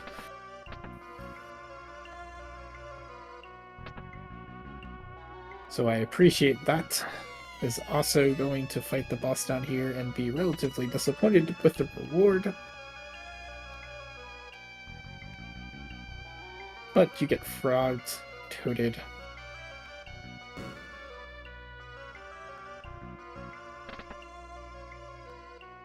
Freddeh doing I want to say accidental full loot at the pyramid going into the basement. These things happen.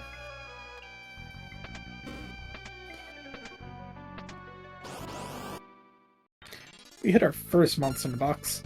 It's the cursed ones. They do not like bolts.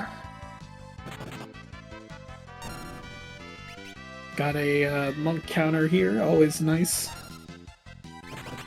We are now very much at the point where monk has enough levels to be actually useful.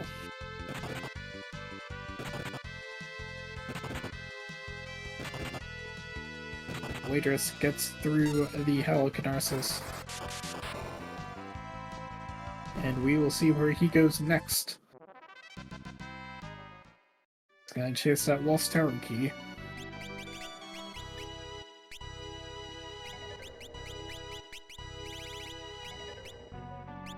Let's go. It's still staying in World 3.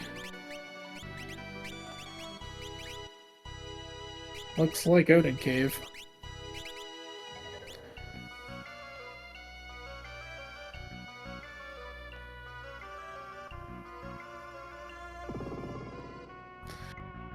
Freddeh gonna save here and then go back, or is he just gonna skip these chests entirely?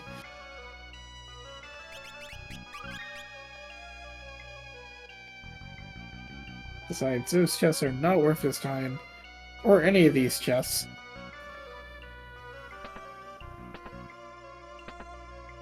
I am sick of looting. I'm a little bit surprised, because we don't have a great way to instantly kill NeoXF. I say that as we pull Hero's Song out, and we do, I believe, have the Sing ability. So, you know, that solves your problem right there. Just go get lucky and get Hero's Song from the one chest you start checking in Pyramid. Hero's Song does raise your levels. So it's not as fast as Mechs, but it does essentially the same thing. And we also have Samurai, which means we have access to Guild Toss.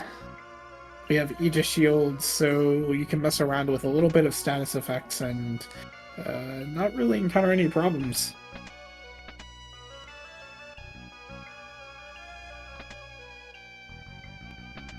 So that's a NeoXF strat figured out. You just have to figure out the rest of the seed.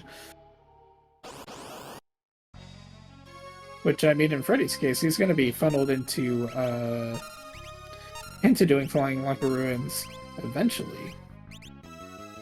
Shout is not going to work against Ramu. Ramu is non-heavy, but cannot be broken. So you'd be looking for your Odin.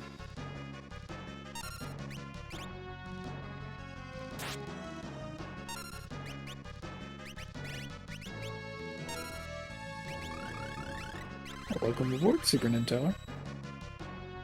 Shouldn't spoil too much, although it is a very old game.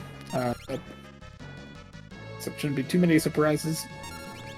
But yes, this is the open world randomizer for Final Fantasy V.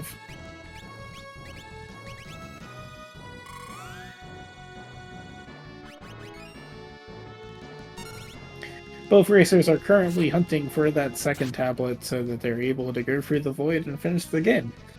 Neither racer currently is on the path to finding that second tablet, which we know has to either go through False Page or Fork Tower.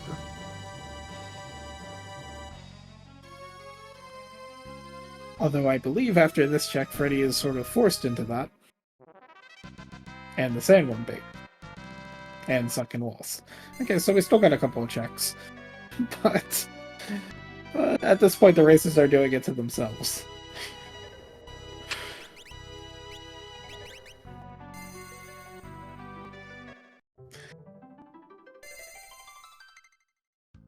This looks like a Sunken Walls play to me.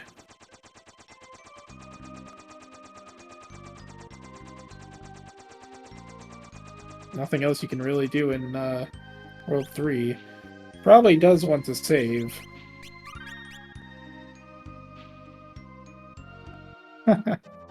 Enjoy the end, yeah.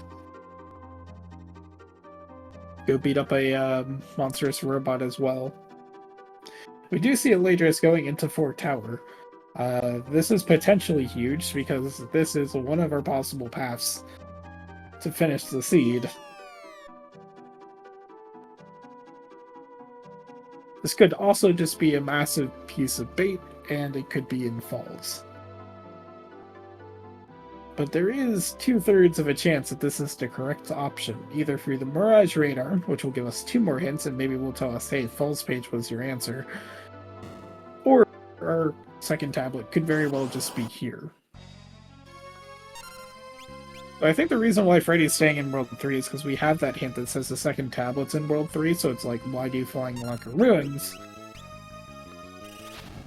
We do see Soulkin in here, very weak to Thunder. Unfortunately, getting old status on a character that is going to be doing damage is generally not the greatest. Multi-target Bolt 3 here will kill the launchers as well.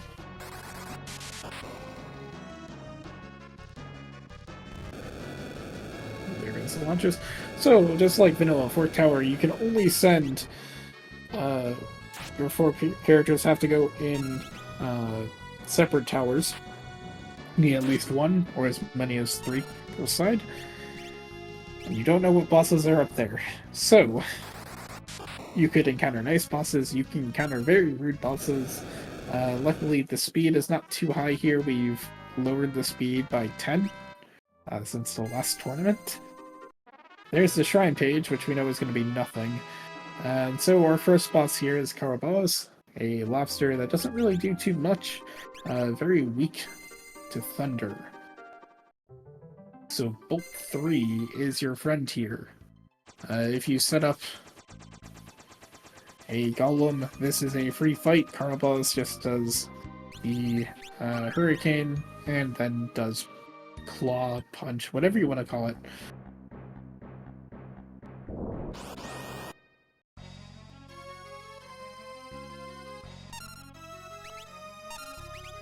Fortunately, it does not have Bolt 3, so it's using Ice 3 instead, but we'll eventually get through this. You see Ifrit as the Guardian of the Shrine, another shareable boss. Given Freddie's path through the pyramid, I do not really expect to see chests being opened at this point in the shrine, given that there are 2 monsters in a box in here, and they're kind of annoying.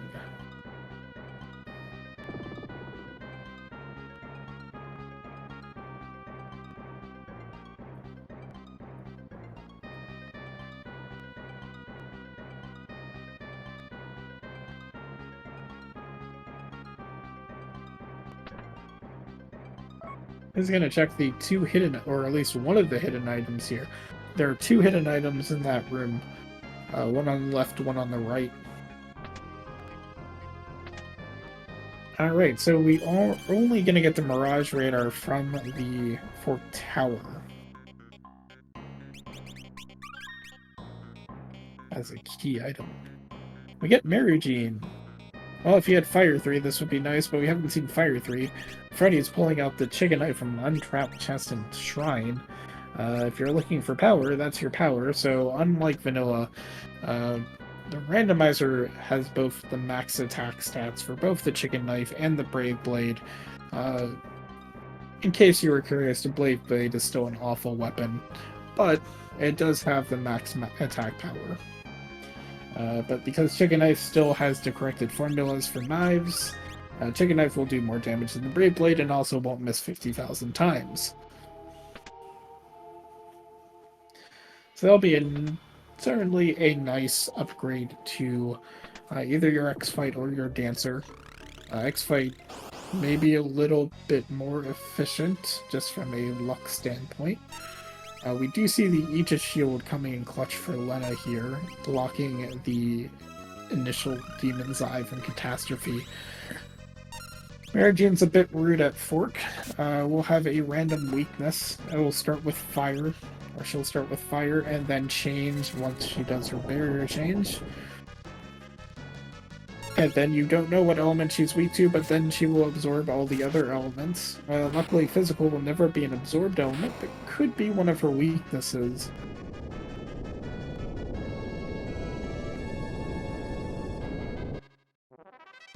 But Alraedris is going to pick up his Mirage Radar. I assume immediately go there. I did not see what Freddeh got from Shrine. I imagine it was nothing terribly useful at this point.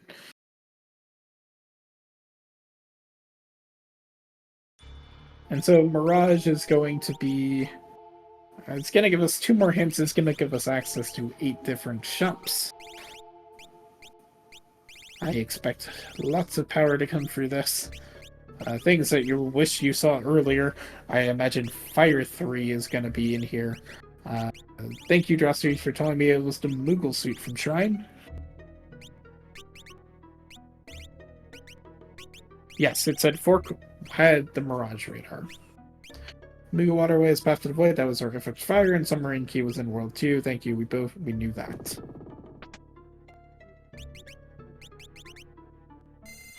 Ah, there is Slash. Finally, we have a version of Instant Kill with that Slash. Didn't pick it up, though. If we find Odin, it doesn't really matter. Freddie's going to take the big bridge key. He's still going to be on the wrong path. Eventually, we'll find his way to Flying Rocker Ruins, I imagine. There we see even more instant deaths with the X-Zone. We also see Leviathan, the 3 Odin. Alraedris did not pick up the X-Zone, but it's solved by Odin. You know, we technically tried to lower the sort of value of Mirage shops. Sometimes it feels like we really just failed. And that's because we're filling up 8 different shops.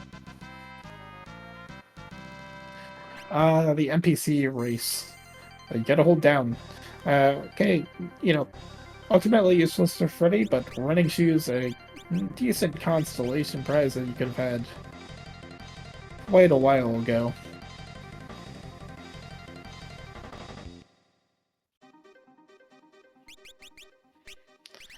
But if you're gonna waste your time, you might as well do it for running shoes. Best accessories in the game. Maybe you can make it a case for Kaiser Knuckles if you're going... you should make a case for Kaiser Knuckles if you're going a strength build. But running shoes are incredibly powerful, especially in the original version of Final Fantasy V, where it's not broken to disappear on death.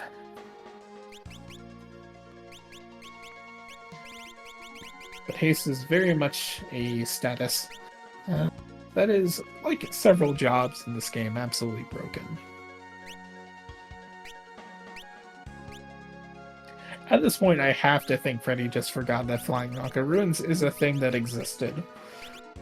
Or doesn't realize that he had the Adamantite.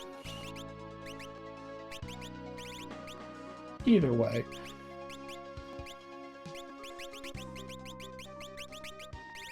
So oddly enough, this is either going to give us a tablet, here you call, or absolutely nothing.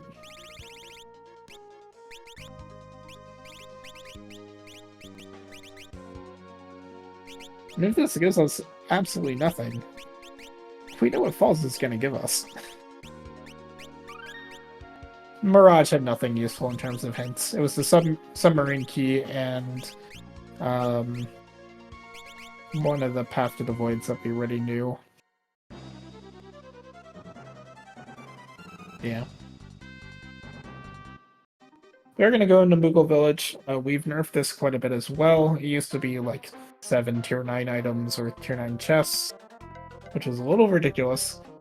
Now it's just 1 tier 7 chests, 3 tier 6s, and 3 tier 5s. They can obviously roll whatever, but that's what they're set as. Of course, we get the Mix ability, which is a tier 9, also known as how you finish your end game, and broken ability in the game number 1. You make a case that it's not the most broken ability, but it's certainly up there.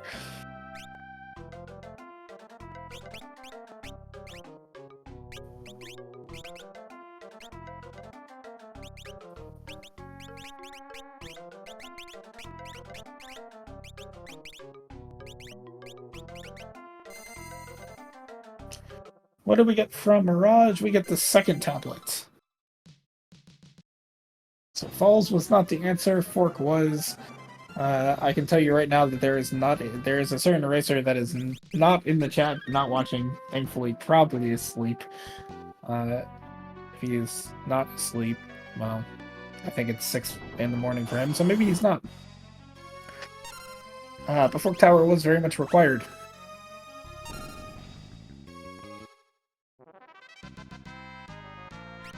Now Alraedris has a pretty large lead, and of course we get the Hear You Call, which is just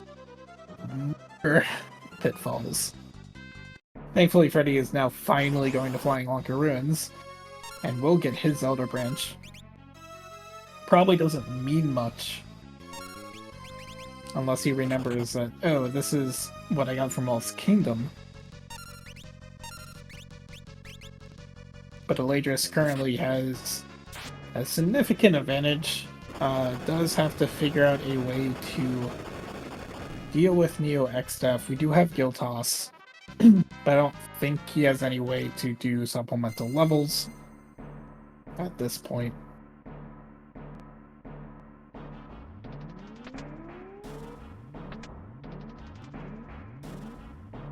There are certainly a couple bosses that you don't want to see up here. Not too much of a problem at this point, I don't think, but we have not seen Omniscient, but we have Dispel on Alraedris' side. Stalkers, as long as we have Sleep, that's not too bad either. Bahamut can be rude as I will cast Mega Flare and you will sit there and die because you don't have wall. That's fun. We've seen triplets. We get another Aegis Shield for our trebles. That's certainly well appreciated.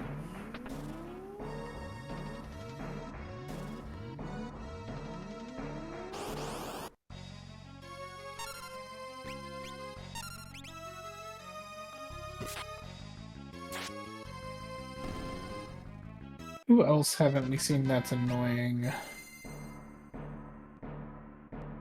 There's Bahamut. Sort of in the worst spot possible, to be honest. So what I would do is cast Wall with your White Mage. Otherwise, if Bahamut feels like it, and he feels like it the closer he is to death, he will absolutely use Mega Flare, and Mega Flare will do more damage than your HP.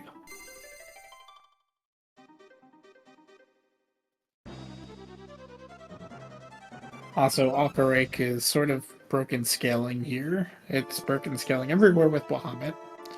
Normally the Gopher Rake with 300-400 damage, but Bahamut says I'm going to scale the damage to the spot with Aqua Rake, and will still very much damage your party. But this very much is a race to Mega Flare. So once Bahamut is, I believe, has a third of his health left, the chances of him using Mega Flare in any given turn is 2/3. Because the script likes to work. Does get through it though, no Mega Flares in sight.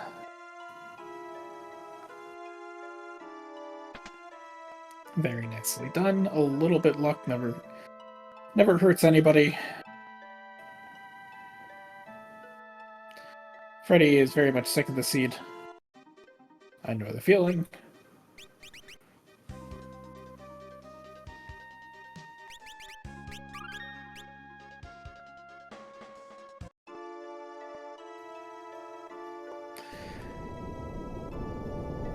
There are occasionally reasons to not haste a whole team. It generally goes with setup phase of Tree X stuff, but other than that, like if you have characters that aren't really doing anything to fight, why give them extra turns? Here is Go-Go, 24,000 HP, so what we're gonna do is sit here for 2.5 minutes. Freddeh's gonna have a significantly easier time with this boss than Alraedris did, of course with more levels and also significantly more damage coming out. Is not going to be eating tidal waves unless you use magic, but this Bolt 3 may kill anyways. There we go.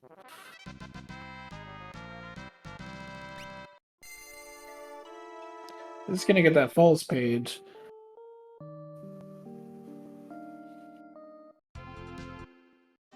At this point, you know Fork has Mirage Radar.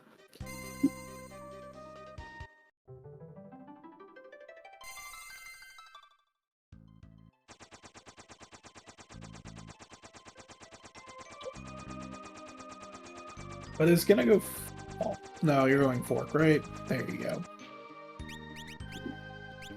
So that is one of those interesting things. Don't know where Chemist is. We know Mix is in Moogle, so we're not gonna have that. I don't think Alraedris picked a Pyro Song, because I was in Pyramid. So Freddeh's Neo Exta fight is going to be several minutes shorter than Alraedris's. It is also going to be absolutely free.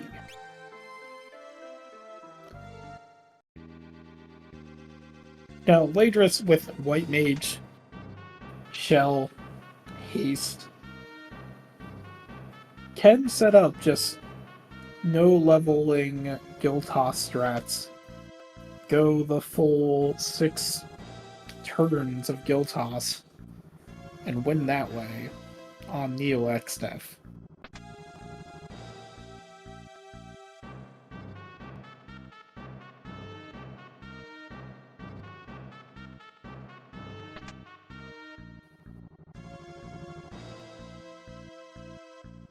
Because White Mage has Shell and Cure 3, really the only question is dodging the Grand Cross. So that's a very possible strat. Alraedris is not going to save after Go-Go. That's can be interesting. I know some people don't like to save in the Void.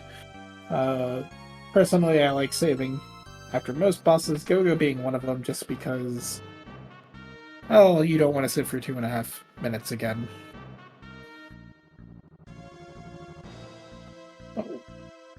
We may have seen most of the bosses that would give Alraedris trouble at this point, so if you don't have anything else that's worrying, might as well just go forward.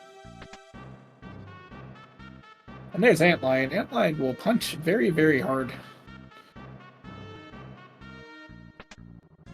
Has 29,000 HP, but once he gets 10% of his health left, he will then escape. You can put Antlion to sleep.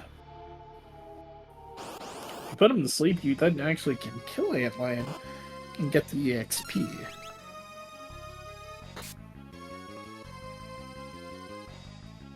But once you put the golem up, the only thing that is potentially worrying is the sonic waves, which will have your level.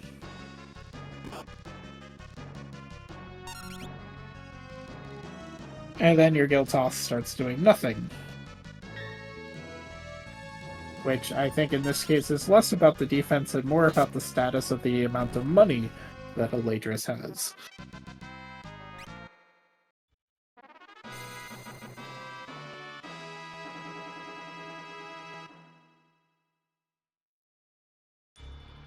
So X-Fight does have the amount of damage that you do per hit, but you get 4 of those hits. So the damage isn't as bad as it looks on those X-Fights. Leviathan we picked up in... Good point, Dry. Leviathan that we picked up in Mirage would be very useful here. It does hit the weakness because it is a desert enemy. And is weak to water.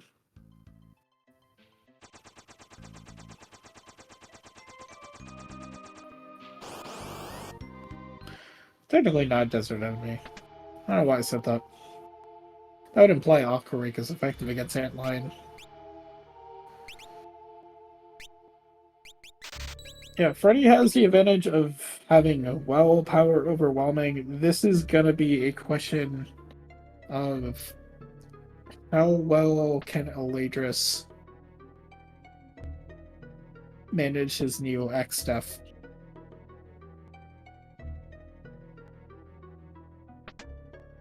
Because right now Alraedris is in the driver's seat, but absolutely does have to get through Neo X stuff. Failure to do that would mean that Freddeh will catch up. Like I said, the Ted and Ned fight for Freddeh will be trivial and quick, especially with Mimic available. Mimic, Mix, and Guild Toss, and you don't have to worry about anything. Alraedris doesn't have any of that. We'll have to do a more traditional Ted Ned kill with a little bit less damage. Freddeh remembering to hold down while entering that screen and beats the NPC. Apocalypse is a fun boss. If you have Blue Mage and Exploder, you can teach him Exploder and suddenly, well, the battle ends. If you are doing your 4-job Fiesta, it's probably more known for, I have a Berserker and I want a Thief Knife to finally steal a Giant's Glove, please. I don't know how many times you have to break a Wonder Rod, but after about 2 hours of breaking Wonder Rods, you might actually steal with a Thief Knife. Luckily, this is a randomizer, so you probably get Giant's Gloves everywhere.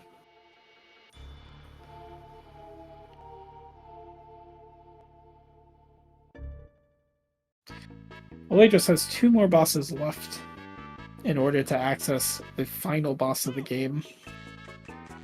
There is the Necro spot still available, but I do not expect either of our racers to go for that spot.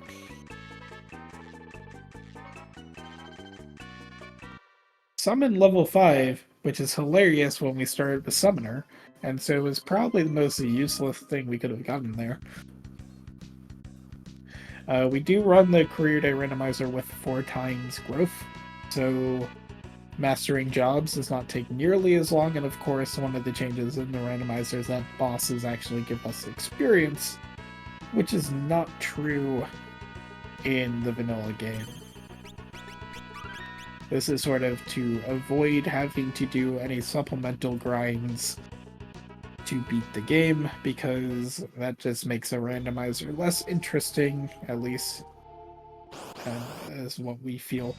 We do see Greg Fuller at the Halicarnassus spot, so not quite the Twintania spot that Joe was hoping for earlier. Still pretty fast here, so it is certainly possible that we don't see the full script, and we see Greg go into the void again.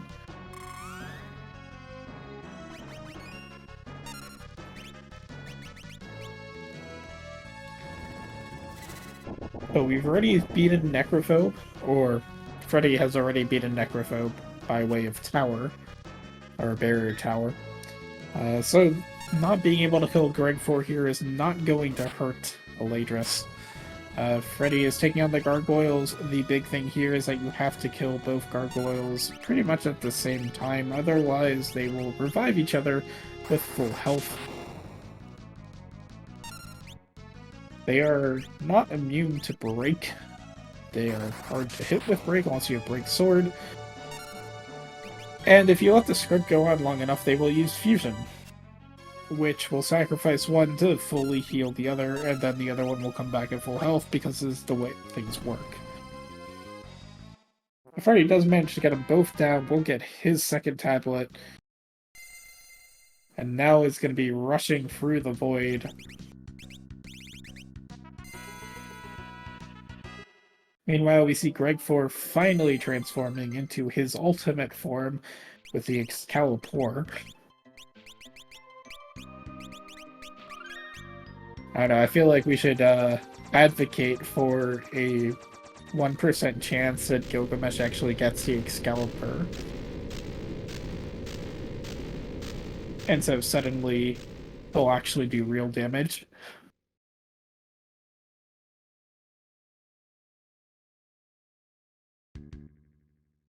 It's probably at this point too much faster just to let Greg 4 go and get voided, rather than trying to deal damage at this point.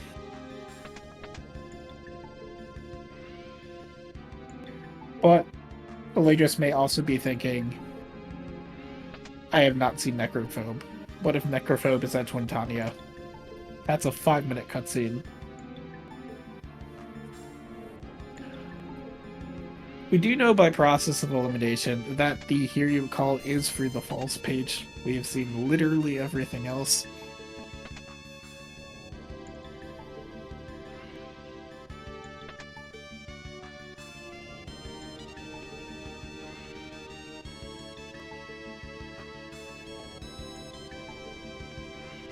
No surprise here, Freddeh is not looting anything in the void. We've already have our endgame strat. Okay, it's gonna pick up a guard ring. Okay, cool. And then Alraedris has finished Greg 4, is now gonna see who the Twintania boss is. So will Freddeh get dance luck here?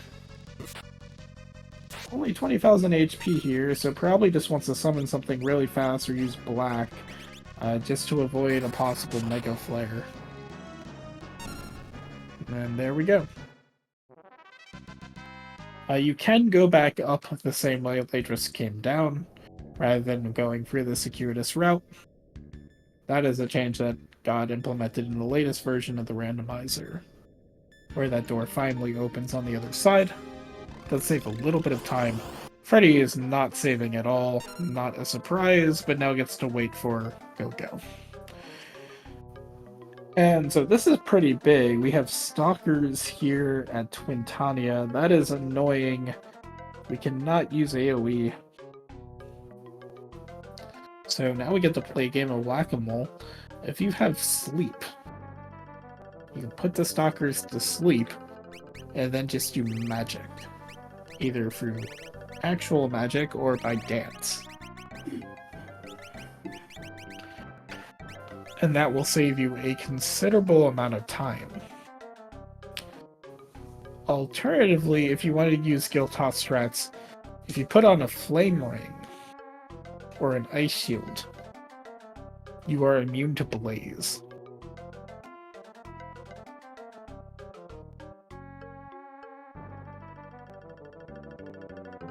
Because blaze is an ice attack.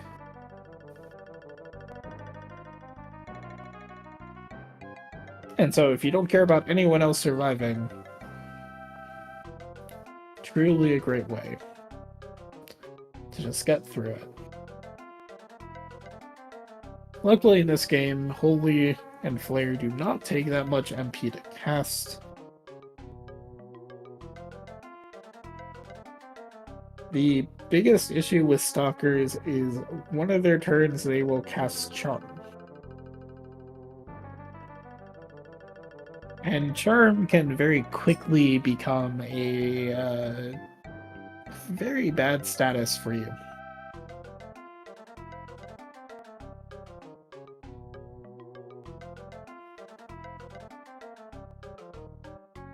Yes, you can always sleep Stalkers.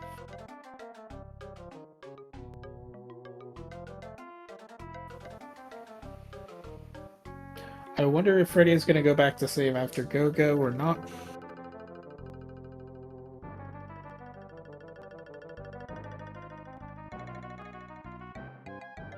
Like, Freddeh certainly feels behind.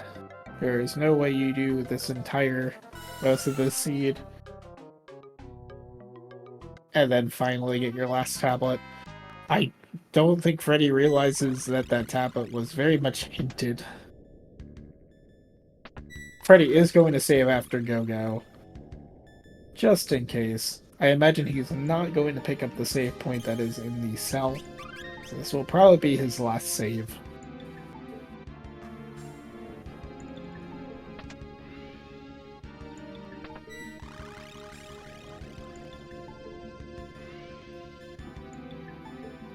But this is going to get very close.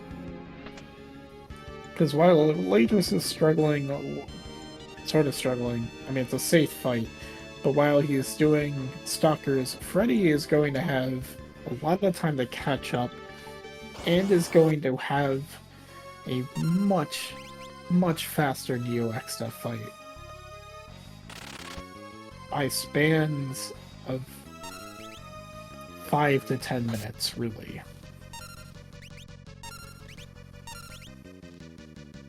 Apocalypse has a lot of magic defense, so magic not terribly great against Apocalypse.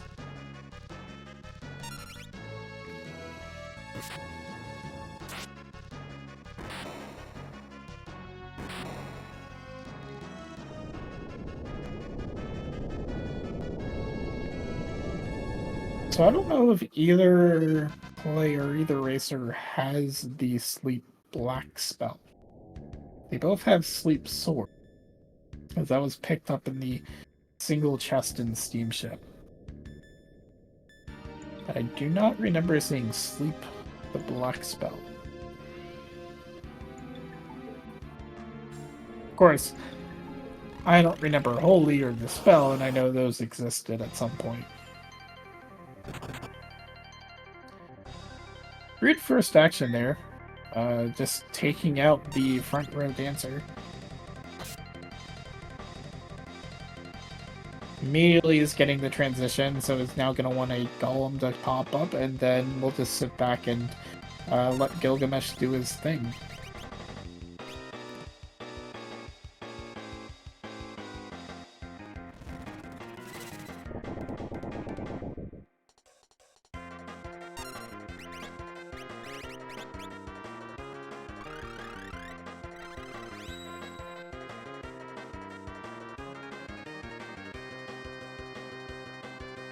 If you got lucky at the Monk Dancers, you'd probably take this out.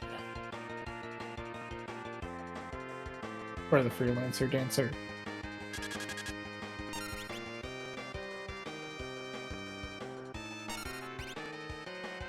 Otherwise, I'm not really convinced that it's faster to have this go. Freddeh might not have the item command on anybody. He has it on, on Ferris.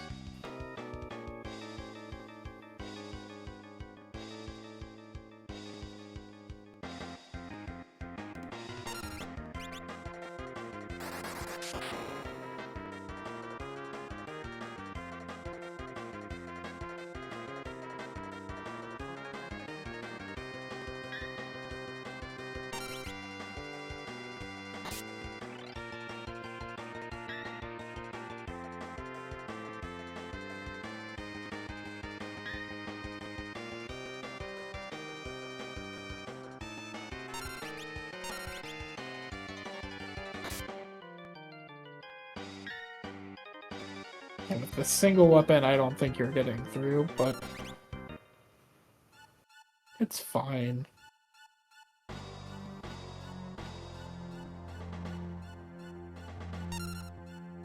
Yeah, we very well could see both our Alraedris and Stalkers at the same time.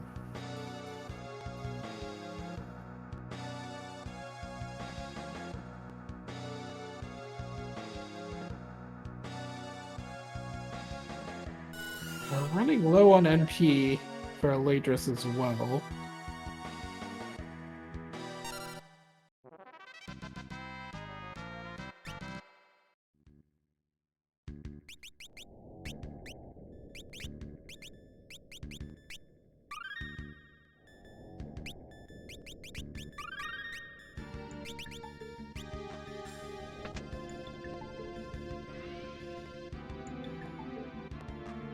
Freddeh has a save way back. I mean, I don't think Freddeh is going to die by Stalkers. In fact, his Stalker fight should be significantly faster.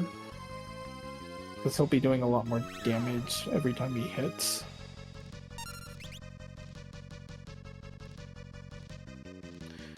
Jitterbug Duet, unfortunately, will change the Stalker. Mystery Waltz does not. If you're using Dance, I would really... if you had Black Sleep, that goes very well with Dance, because Dance does not proc a change. We do see the problem with AoEs on Stalkers. It will cast that Blaze counter. We do get a kill of a Stalker, so these Stalkers will eventually remember that they are supposed to be dead.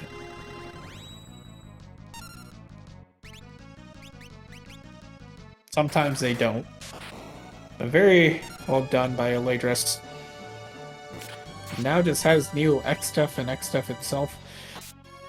It's going to be interesting to see what the plan is here. No quick way to kill Neo X-Stuff, unfortunately, for Alraedris. No mix, no hero song.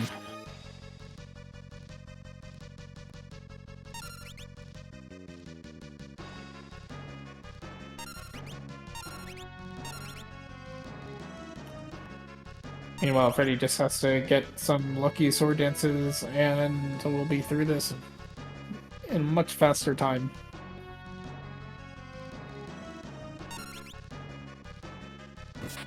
Luckily, we do have Breakblade for the Omega part here, so we don't have to worry about Omega coming out. Probably gonna be a lot of White Mage, a lot of healing. I hope we just get some luck with the Grand Cross.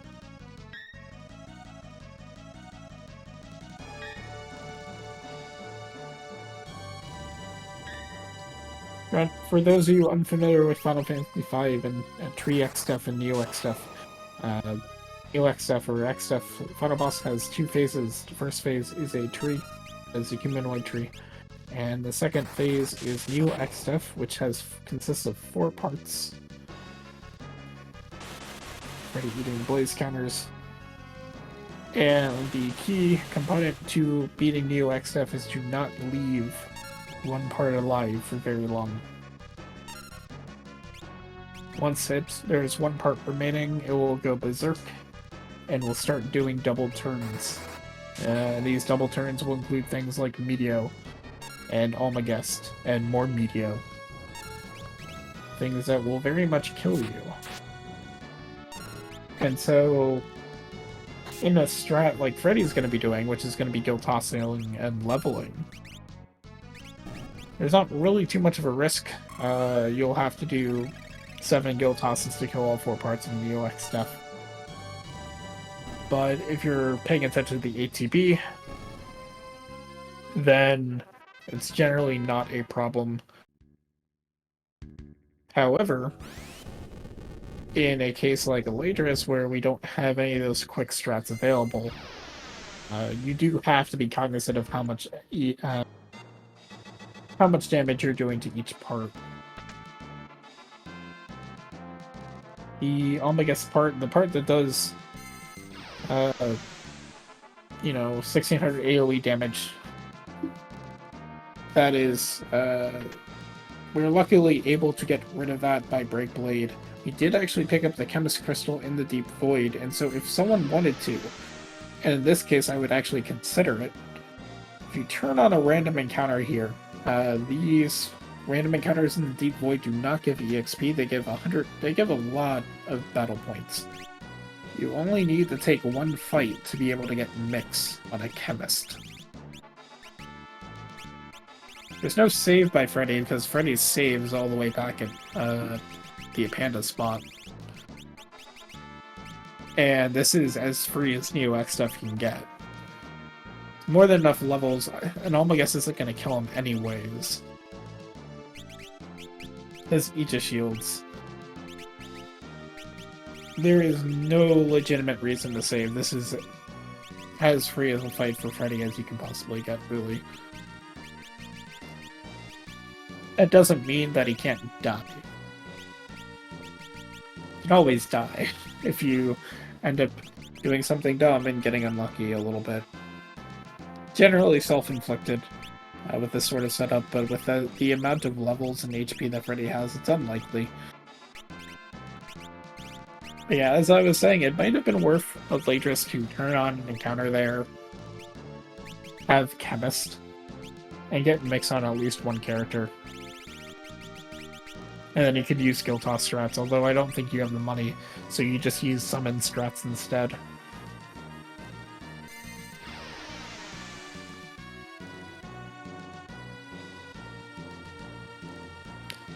I don't think it's something I don't recall ever really seeing it done in Career Day where someone has turned on encounters intentionally in the Deep Void to grind an ability, but it is something you could do. The way we generate these seeds, if you turn on a random encounter, you get a random encounter every step. So you're not wasting your time trying to find it, you just take one step and there you go. And hope it isn't King Behemoths. Anyways, we do see X stuff, dueling X stuffs here. We're gonna see vastly different strats. Excuse me. We're gonna see Freddeh use a Mix. First thing we're gonna do is gonna mix Life Shields with a Phoenix Down and a Revivify. That's gonna protect us from White Hole, because it does avoid instant death. And then we're going to see either Samson Power or Dragon Power, depending if we have Dragon Fangs or not. Samson Power being a Revivifying Antidote, which increases your level by 10. Dragon Fang and High Potion or Potion gives you Dragon's Power, which increases your level by 20.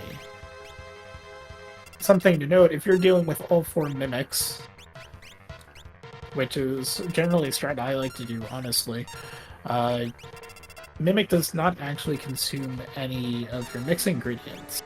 So, if you only had 1 Dragon Fang and 1 Potion, you just mix it once and then you use Mimic to continually getting that buff. And you're not going into menus, so it's significantly faster.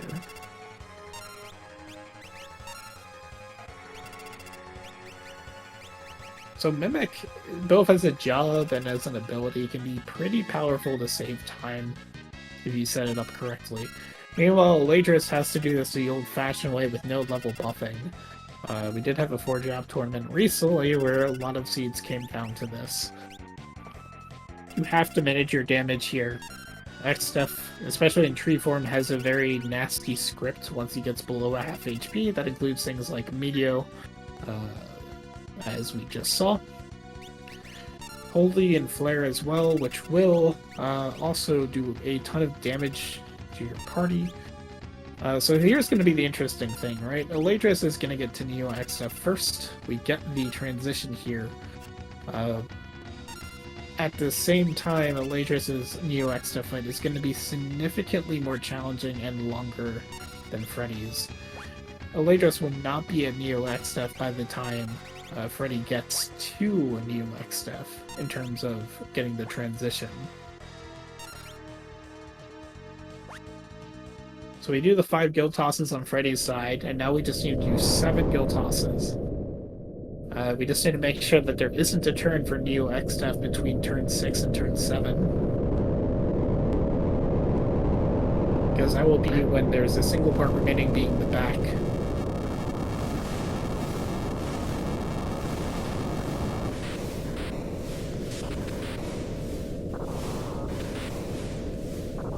So this is very much a comeback for Freddeh. This is more than likely going to be Freddeh's win, just on the basis of having Guild Toss available. And mix. Again, the best way to get through a fight is with money.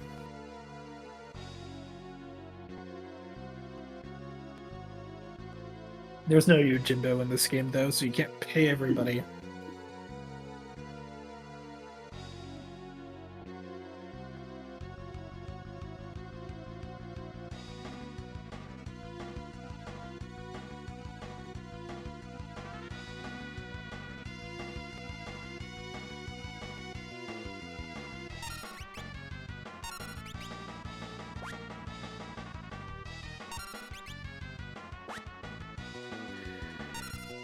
Each Guild Toss does depend on your level. So, the optimal level to do Neo... There used to be a spreadsheet for this. The optimal level for Guild Toss strats is level 92.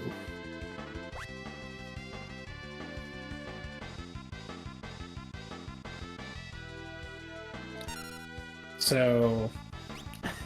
if you're doing mixed strats, that is the target you want to aim for. 92, you don't want to really go lower because that will bring an extra turn in for 3x stuff. But with that, Freddeh is done, got his 7 Guild Tosses, get your GGs in chat.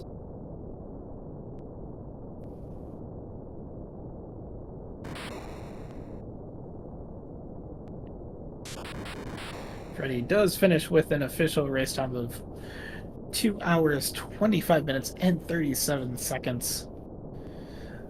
Very well played. Well, a very good comeback.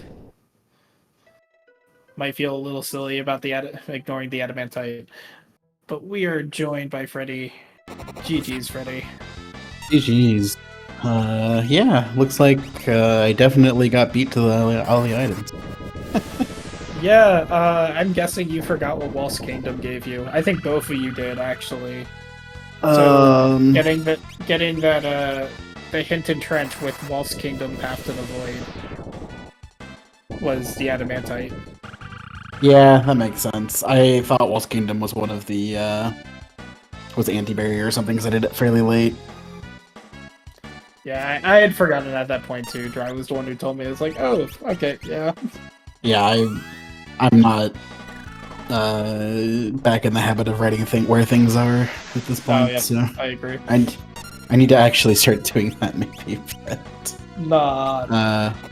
Honestly, I need to work on my movement and menuing first, but one thing at a time. Oh yeah, I mean, this is something, if you're just watching and you don't play, you don't realize how fast you actually move in this randomizer. It's very fast. It's hard to go. Like, I did a quick run-through of Tycoon Castle before I started, just to be like, okay, I'm back in the speed of things a little bit at least. Obviously, not all the way, because I did the silly thing and got my hand cold before. Never fun. No, not at all. So, I mean, you're going for the beginning of the seed, right? You're getting 3 tablets almost before you even find one of the 2 pieces for X-Death Castle. What are your thoughts at that point? I'm like, okay, so it's like I get Jetty Seed without any mixes or like a tough end boss, so I'll get some white magic. I found a bunch of white magic to get me through the end boss if I needed.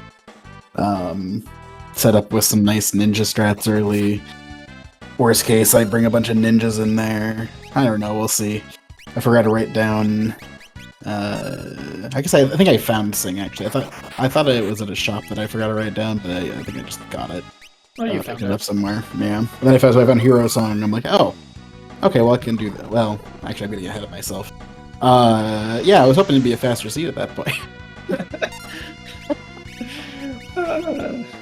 Well, as we know, one person in our community says it was Fork Tower all along. And It's I can't always repeat Fork the rest Tower. of it. I mean, I probably would have done Fork Tower sooner, knowing that Mirage was on it. But like by the time, but like I never found the branch. Yeah.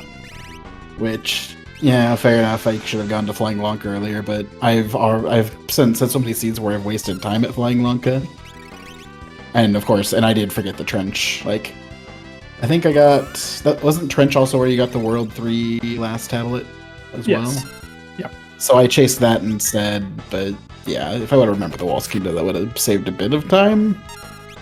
But I also probably wouldn't have gotten what Chicken Knife, Gill Toss, or where was Samurai at? I forget. Samurai was in the trench shop, so you would have gotten that. Oh, And okay. then Mix was the Moogle suit, so you probably would not have gotten that. Yeah. That was Pyramid. Same with the Hero Song and the one Or the Hero chest that you Song. the sudden chest that you picked in like you stopped looting Pyramid, and then you're just like, I'm gonna grab this one chest. Well, this is like my fast route through Pyramid, and I'm like, I don't really care about much, but I'm just gonna grab like the few chests on the way. And then I grabbed Hero Song, I'm like, huh. And was thinking about it, I'm like, oh shoot, I'm in the wrong spot. Oh, I'm falling. Well, okay, I'll check the rest. Hey, an Aegis Shield, I'll take it. I don't know. I don't think your fast route to Pyramid would include the basement, but Went the wrong way. No comment on that one. I remember Bombed I on it. Pyramid, I swear. We do see Alraedris going through Neo-X. It's actually making pretty good work on it. Alraedris found a whole bunch of White Mage stuff early, got Holy and Dispel early. We have no idea where he got this. Where is Holy? Dispel was I picked up Dispel somewhere. I forget where. My guess is that it was in Surgate because you didn't have money at that point, so you just didn't even bother shopping. Yeah, I never shopped at Surgate, so if it was there, well, would have been nice, but. And then I was like, oh, I don't have the money for Magic Sword either, or Mystic. Well, no, I had money for Mystic Knight. I was like, I really need Mystic Knight at this point. I don't really have Break. I don't have anything else. If I find like Break, I'll come back and buy it. And so of course I find Holy Sword on the way up the castle. Not that it mattered too much by that point. Like, I had a super broken dance setup. Yeah, one of the interesting things about this, I mean, you started with Summoner, right? And so, I mean, obviously you're probably pretty happy about a Summoner start, especially with Shoten Usually. at Torna Canal, where it's just like, Yeah. beautiful. With a hint for Ship Graveyard, so you're not going to skip it ever. Yeah. No. But then it's just like, your only form of instant kills for the vast majority of the seed, in which you barely used it. But like, there were nothing that was targeting non-heavies until you got into Mirage. So you had the Assassin's Dagger, I guess, from Kusa, but just throw stuff at the problem, it's fine. I spent my early money on javelins, and I don't regret it. The increase in gil and cost did not affect your decisions of just buying javelins and throwing them. I used probably maybe a few less than I would have because of that, because it's like, oh, I'm running out now, so but not enough for me to be like, it's still a good strategy. If you get Ninja and or Javelins early, like, I'll pick it up a lot of the I'll pick it up if I'm in the right spot for it, but it doesn't happen as often anymore, and it's not like as automatic as it used to be, so I think it's in a good spot. Yeah. I don't know, what was it, last tournament, where it's just like, most seeds ended up being like Ninja Javelins. Yeah, we did have a lot of them, didn't we? I think that's partially where we found Ninja as well, so... Yeah, there were definitely a couple interesting item placements. Ninja, I think, Karnak? Or was it Carwin? I don't remember which. And then, whilst having, here's all your white magic. Yeah, that one shop in Waltz was like, oh, I guess I'll come grab these. And I was like, I grabbed the white mage. I'm like, I like white mage. I'm gonna grab white mage. Maybe I'll find some white mage magics at some point. I think I had found Shell by that point, so I'm like, yeah, it's worth it. Or maybe that was also in Waltz. I forget. But I found the Waltz shop. I'm like, huh. Okay, definitely using white or leveling up my white mage at some point. Yeah, it was some interesting. I liked the 3 elf capes in Moogle Village as well. That was But good. was that better or worse than the carbuncle spot reward of Defender into Defender? Both That of was you, because also you both have webcams hilarious. on, so both of us, both of you laughed on your webcams when that showed up. I mean, I believe it. I don't even remember laughing, but it was sure funny. Oh yeah, I was saying like I don't think I had ever seen that. Like just a double of the same reward. Yeah, that doesn't happen very often, but it's funny when it does. Especially something like a defender. It's like, oh, cool, got 2 defenders. Oh, let me dual wield those. And that is GG's for Alraedris too. Very nicely done getting through that Neo X staff without any, without the guild toss, without the leveling strats that you had by going through Pyramid. So very nicely done. Get your GG's for Yeah. Alraedris. Did see the Omega come out from the single rank cross part being alive, but managed to get through it. So, I get no break sword found on that side either. no, Breaksword was found by Oh. Alraedris. Huh. Do you want to take a guess of where it was? It was someplace you would never go to. Is it that stupid chest in Ship Graveyard that I always skip? No, it was one of the side rooms of the steamship. Oh. Yeah. Yeah, It no, was I'd never go the into there. first. So, like, when you're entering the steamship, it's that first room to the right. Yeah, yeah. Mute Sword was also in a very weird place. It was in the sort of right side of Flying Locker Ruins. Oh, yeah. Like that long chest that takes to get to, or? Yeah, the one that goes through the invisible bridge. Oh man. Yeah, that one's the invisible bridge one. Okay, that's not too bad. Yeah. Well, the one Yeah, all the way on the right side that no one would, okay, it was that didn't one. get to. Is there an Yeah. invisible bridge to that one? I forget. Technically, yeah. Just to Yeah. go across the crop. Oh, right. Yeah, that was a thing that happened. Let's see. So we get Alraedris from here. Yeah, that's what I'm trying to do.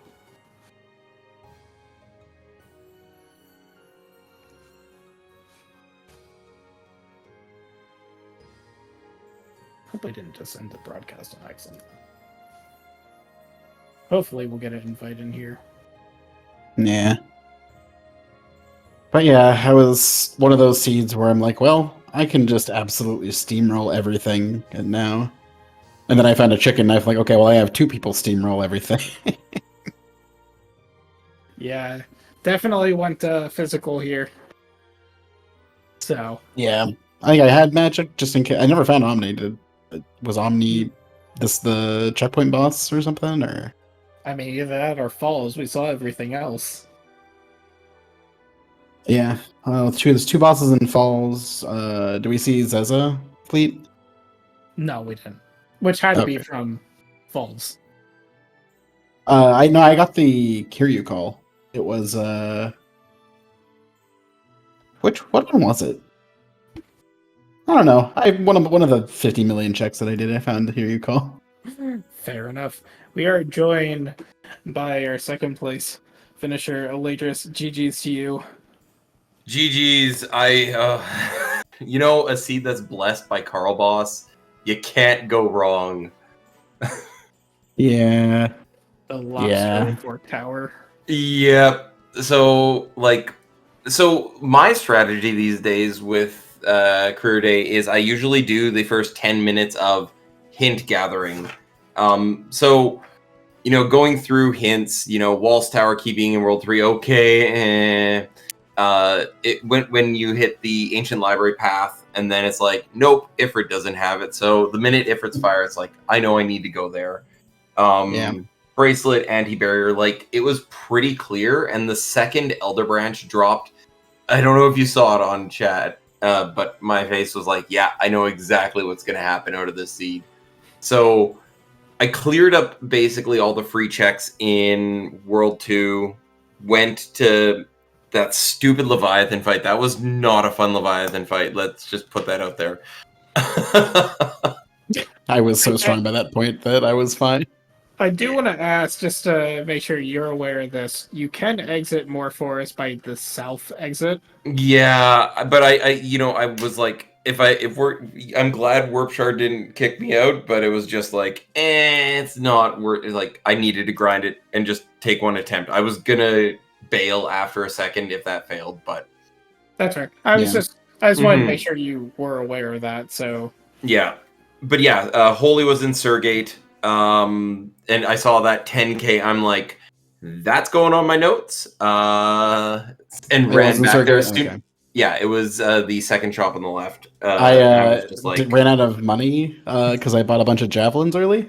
Ah. So I never actually ended up going down into Stargate. Holy would have been nice though. like I bought Ninja on the I might need to throw, like Minotaurus is gonna show up and I'm gonna need to come back and just quickly throw Assassin's Dagger at him to deal with him because it's always a bad time when Minotaurus shows up. Wasn't bad. Going into the Void, I had 13 bosses unmarked. So at that point, it's like, there are 6 bosses out of these 13. How many of them are the multi-fights? Because Guardians hadn't showed up for me at that point, and Stalker. And I'm like... Oh yeah, I never saw Guardians either.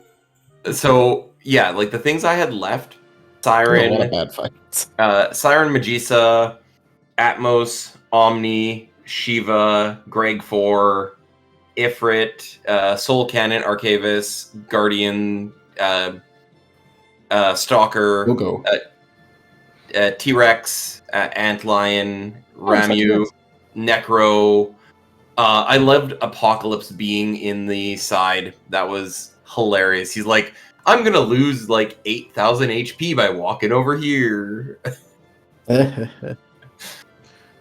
I found and killed Necro. I think that was yeah, I did barrier tower. Don't even start talking to me about my barrier tower. Man. Oh man. You can run from those, right? I'm not crazy. Yeah, you can. You can. Okay, are you sure? I don't believe it. Yes. You can also get destroyed by them by hitting 3 rare track chests in a row, apparently. I died to the yellow dragon backstab. Oh no. Like that was like it was bad. Seriously though, like seeing that we were less than 10 minutes apart, that's an extremely close game. I really want to put it out to you, I was feeling good about that, but that was a very, very solid race.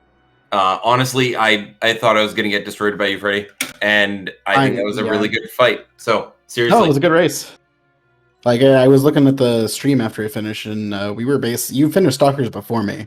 I had Giltoth strats already, though. I got Mix in Pyramid, I think it was. No, it was... Because Chemist was, like, the last chest in Void, and I was like, please be Lamp, just, it will make my... Because, like, Breakblade, I'm like, okay, I've got 1 insta-kill. I'm not completely boned. Because going into that without an instant kill or like level strats or any of that, and it's just like, oh, this is iffy. So having 1 and then it was like Holy Flare and dual grab on the rag. So yeah, I was basic. I had done so many bosses at that point. I had a 2900 HP Ferris. Butts was like I think 2400 in Freelancer with dual wheel or dual grip and Ragnarok and Magic Sword. So it's just swinging for 5k. Nice. That was what carried me there. You don't want to know what I was swinging for. I had 2 Freelancer dancers one of which had a chicken knife and was just 9999ing. The other was Ragnarok and Tempest because I maxed out a ninja. So I was basically murdering everything by that point. There was no end game damage for me, and it was just unfortunate. Like I kept on looking, and like Mirage had nothing. it was like there's Yeah. no good outputs left, I- right, and center. Like Holy Flare with 1 Sage, no gold hairpin. Like I've had a couple hairpins. They were around. I think I cleared almost everything though, so.